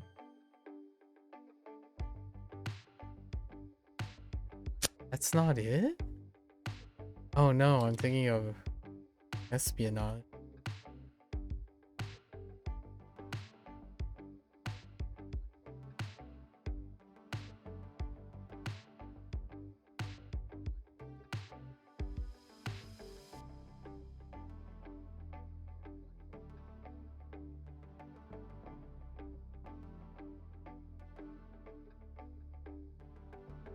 Litigate. Gong. No, song. Not that good. It's not that good. Something about it. I don't really know what to do about this. And it just sucks in general.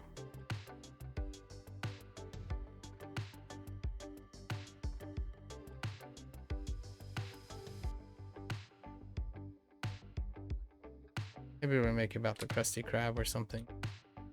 月，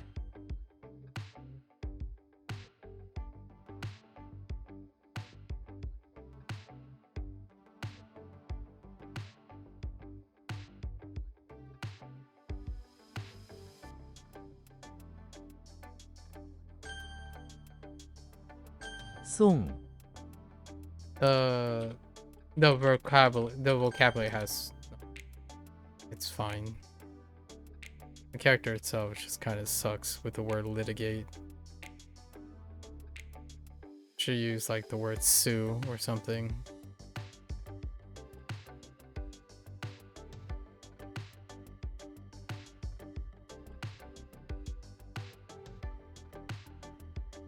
Oh, it's in.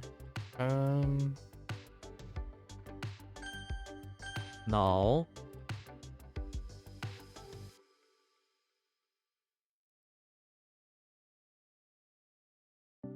Oh, 然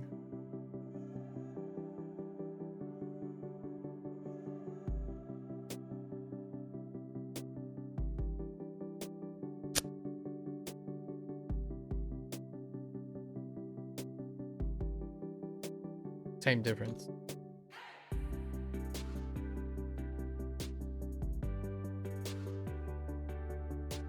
焕然一新，他剪了新发型，看起来焕然一新。 Alright. We got 6. That seems fairly reasonable. And now we're back to the usual. It's almost 6 a.m. though. We went through with it. Okay.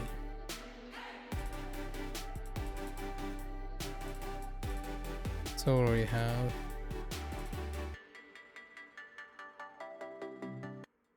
Wow.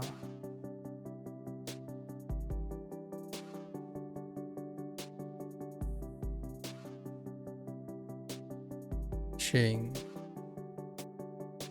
Where's the she? Oh no, it's Lee. Dang it, it's Luke Skywalker, not. Lee.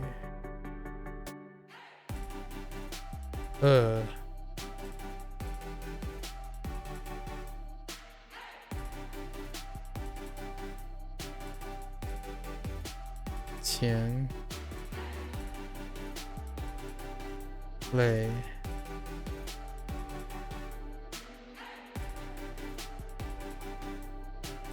Gwen. E.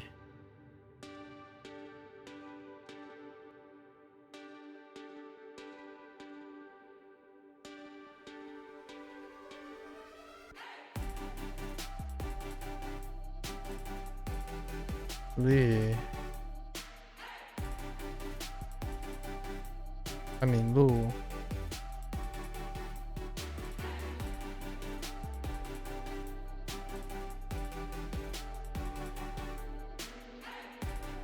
Yeah. Oh.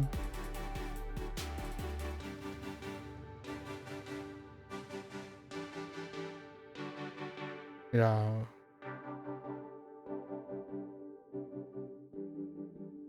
This one kind of sucks. Chaotic.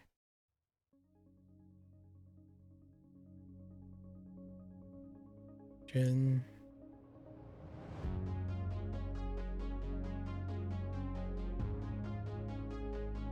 Yeah, we're not gonna go over any of these because these are from previous. I'm gonna focus on the 6 from today.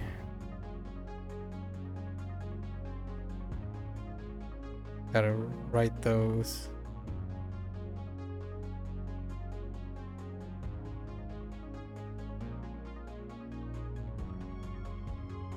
Qingtie.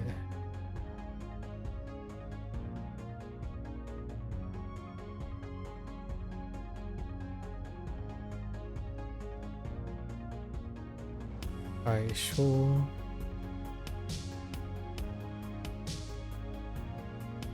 Qitie.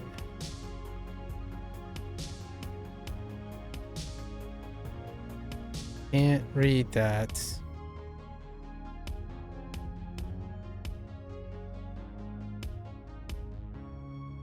Wuman.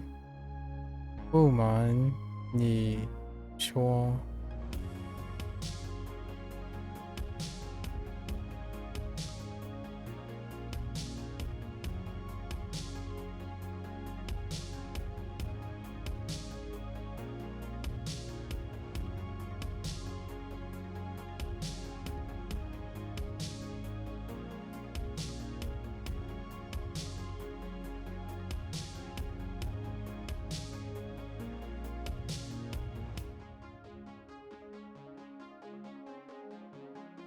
Unkan.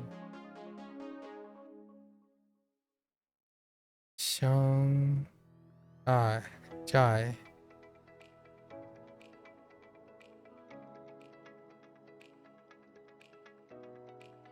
眼蛮五骚. Alright. So the 6 for today is Lao. Lao needs to swap up because it's a special container.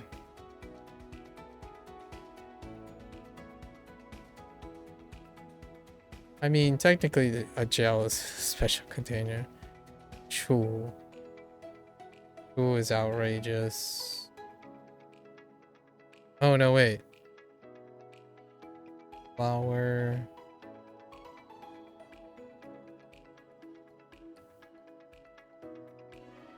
Flower container.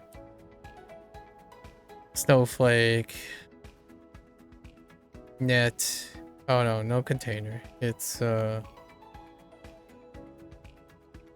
net. Elder, sun.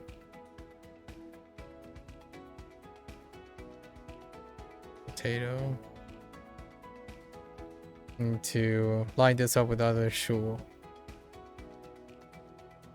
Oh man. Hung. I'm so triggered by Pung.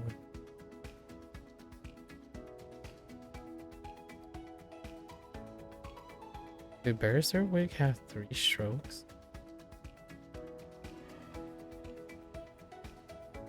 I don't know. Seems like that might be one too many. Hold both hands.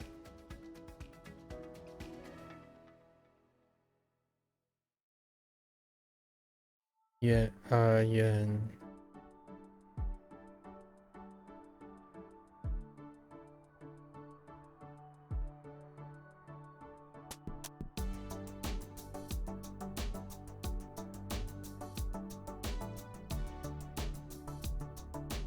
All. This is gonna be lined up with Shin.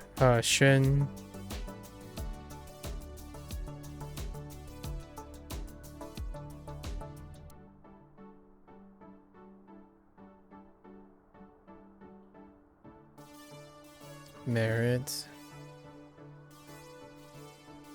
And Song.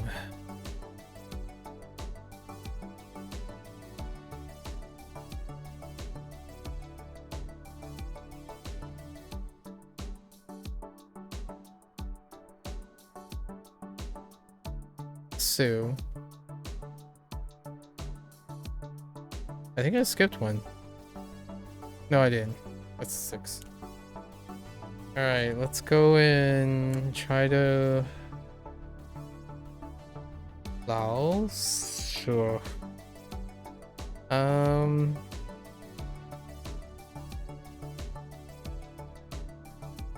Does it look like a Lao? Not really. Ooh, it does line up with prison later down the road though.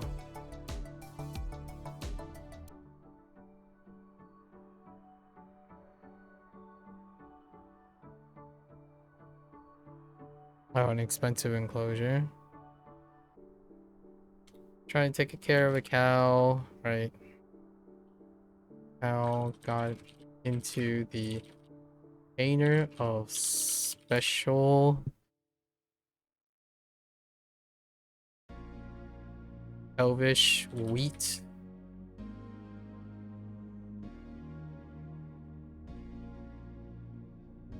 That's a response.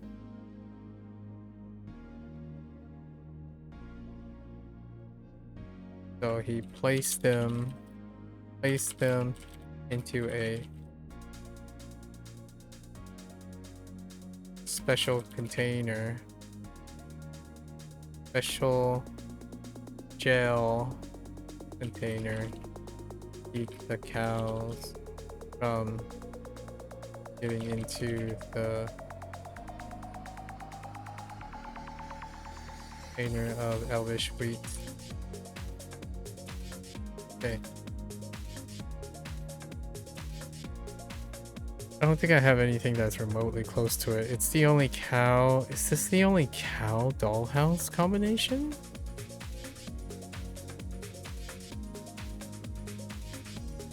As well?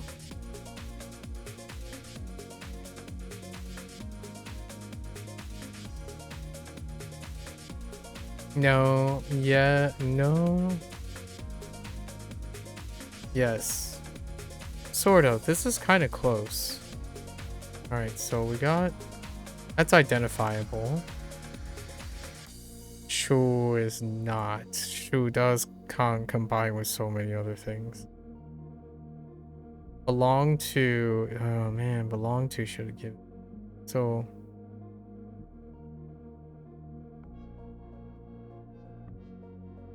Yep. We're gonna combine it with... There's also Shu, the sign in the future. Alright.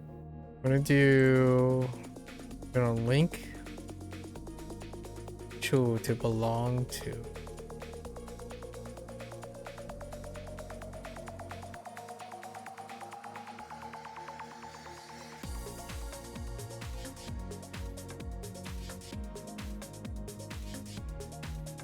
Wait, is the flower still there? That's kind of... No. I don't think so, right? Yeah.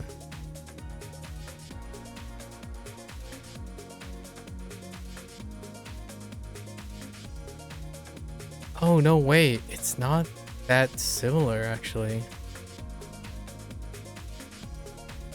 Unless I wrote this incorrectly.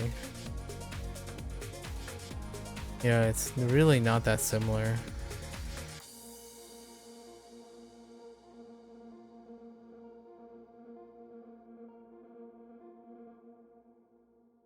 Duh.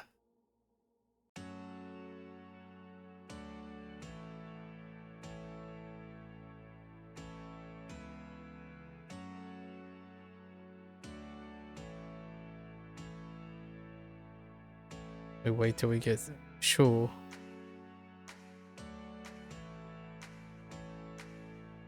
Okay, how can we change this then? So Sherlock is in basement during the day looking for the whereabouts of an elder. Interesting.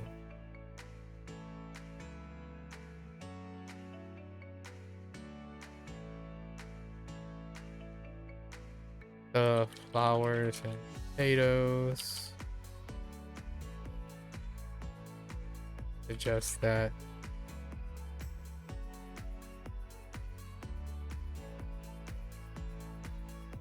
The flowers and potatoes were still fresh and green in the net, indicating that the elder was had recently been around within the day's time. Sure. Pug.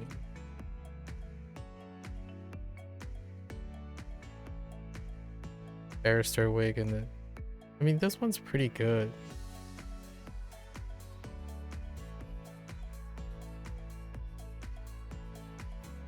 The finger thing, though.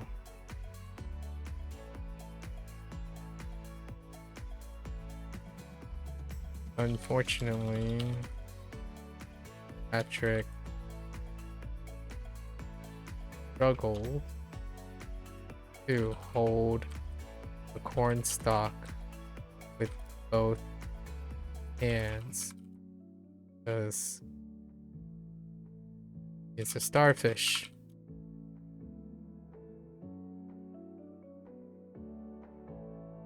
No fingers. Lacking dexterous fingers. So he proceeds to parade around, dropping and fumbling corn, parade around with just the barrister wig while fumbling around, dropping corn stalks everywhere.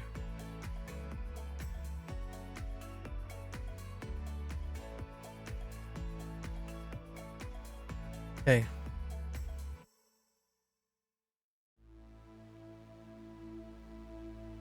Do you want to write?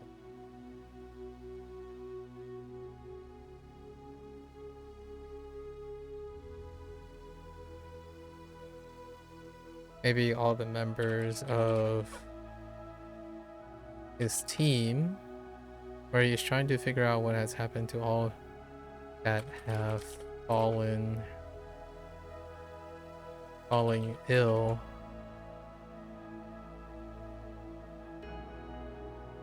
After visiting the neighboring hills, went through a pile of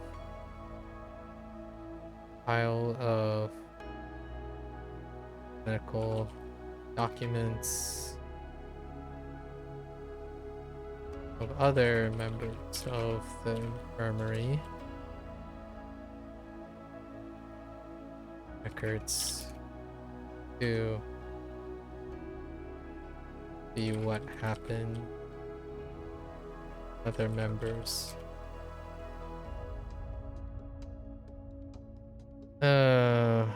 And this one doesn't really hit hills. Maybe shadowy hills. On ill to shadowy curse. Sure.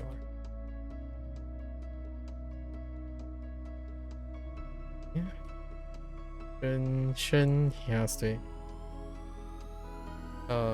let's see. Professor X went to the infirmary as one of the members of the medical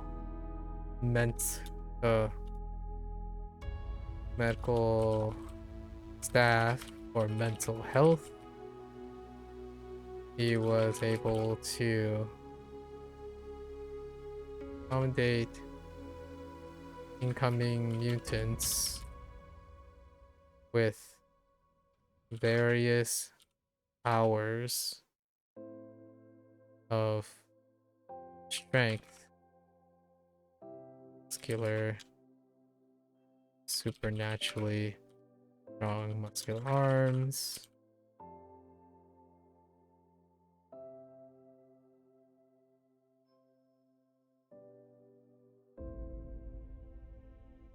to help them recover so they can become standing members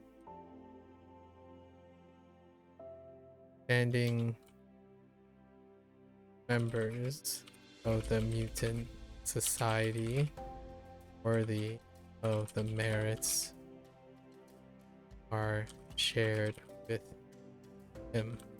Okay. The mutant medical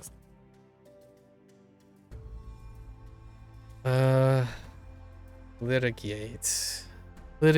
We're just gonna stick with Sue, where he's chilling in the hot spring with the other monks, but he ended up soaking the entire hot spring up, making it difficult for any of the public visitors, local monks to enjoy the spring. They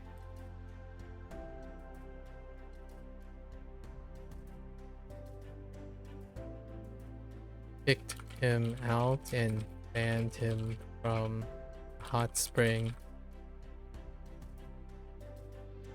and threatened to sue him for interfering with public access.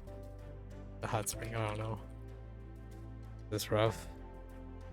Okay, until we get lawsuit, which is tomorrow probably. All right, 6 a.m. it is. All right, folks, let's wrap. Had a interesting conversation, met a new person. Hopefully, have more future casual conversations about language learning. Veteran, 5 years, and completed Wanikani.